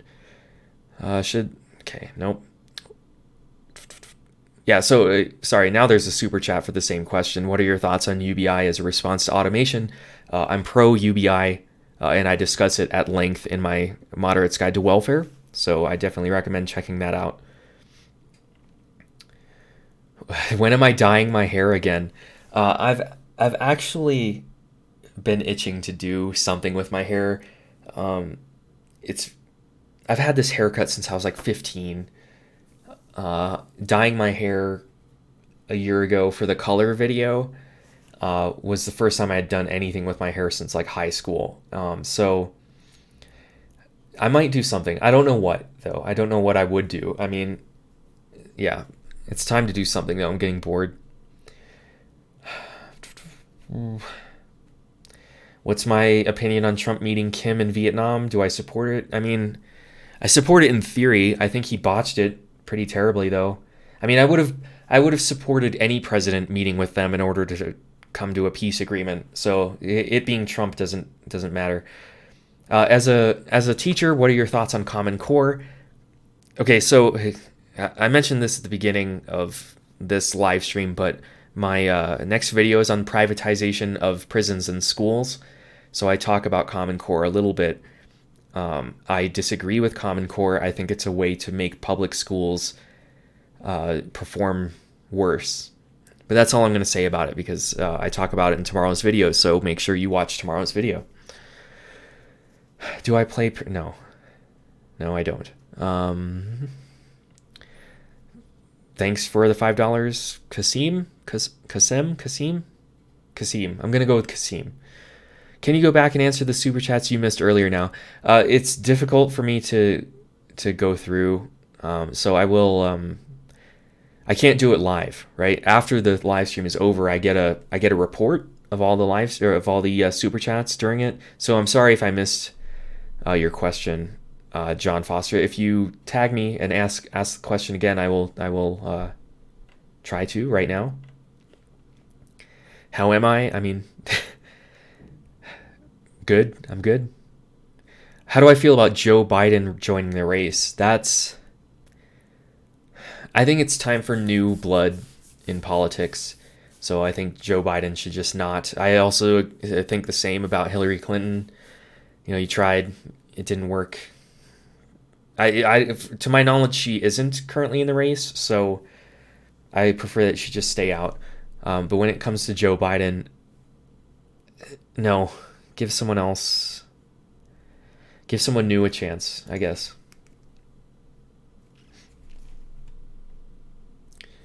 I am looking for. Okay. What's my favorite Fallout? New Vegas is good. I think, I'm not on the bandwagon of hating 4. I liked 4. Were there things to improve? Of course. And of course, when a game comes out, there's bugs and stuff in it. But I liked Fallout 4. I unfortunately bought Fallout 76, and a lot of you in all my videos since point out that I have Fallout 76 posters behind me. I do need to change that. I don't know with what yet. So... no, I've always parted my hair on the left. That's just how it is. So, do I expect Trump to win the next election? I don't know that I expect him to win, but I wouldn't be surprised if he did. I hope that answers the question. Oof, getting a whole ton of questions now.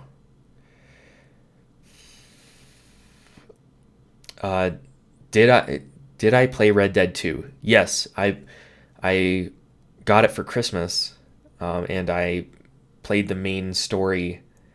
I beat the main story before VidCon London. I just started the epilogues, so and it was a good game. I liked it.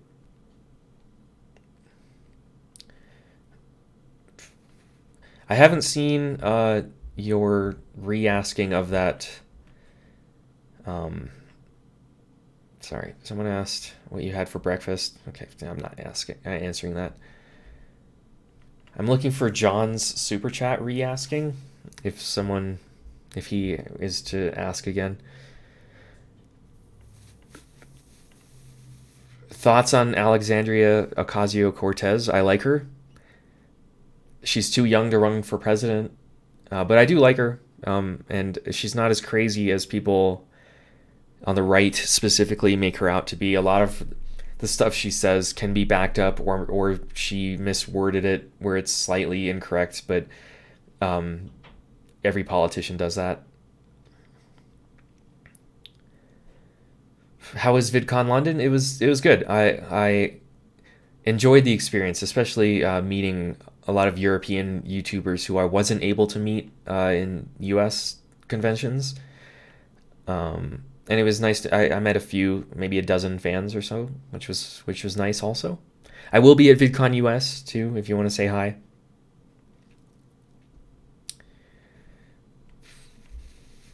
It keeps jumping me down to the bottom. I apologize.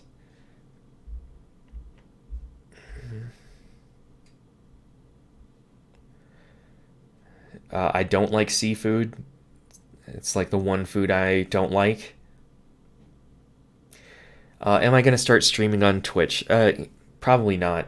It's just not like on brand, I guess. Thoughts? Oh, geez.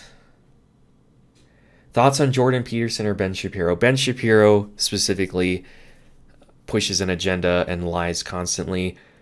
His debate tactics are not in good faith. Thoughts on Jordan Peterson? He's a misogynist. He's not a Nazi. I never say that in that one specific video. But a lot of the narratives he tells are popular among the alt-right, and that's why I featured him in that video. He is not in the alt-right. He's not a Nazi. He's not a neo-Nazi.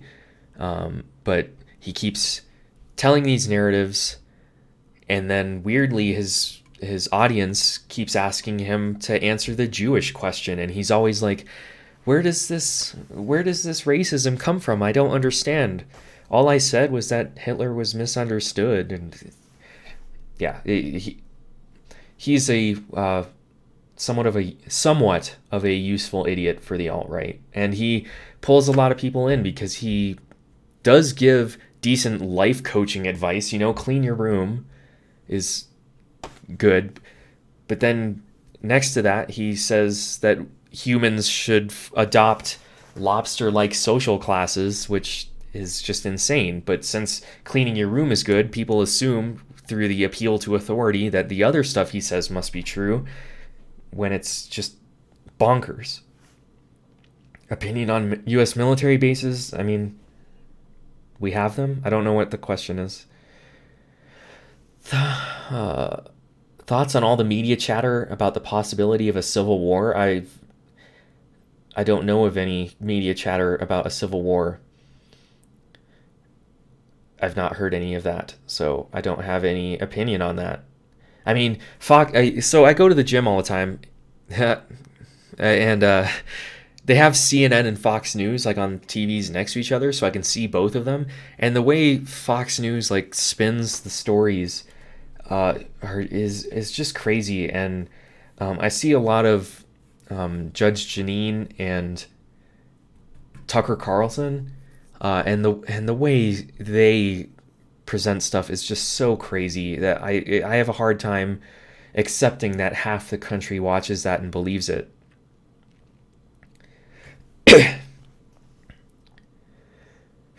Could Trump be classified as a politician? I mean, yeah, he's the president, so yes. Was he a politician before? No, but that's why people elected him.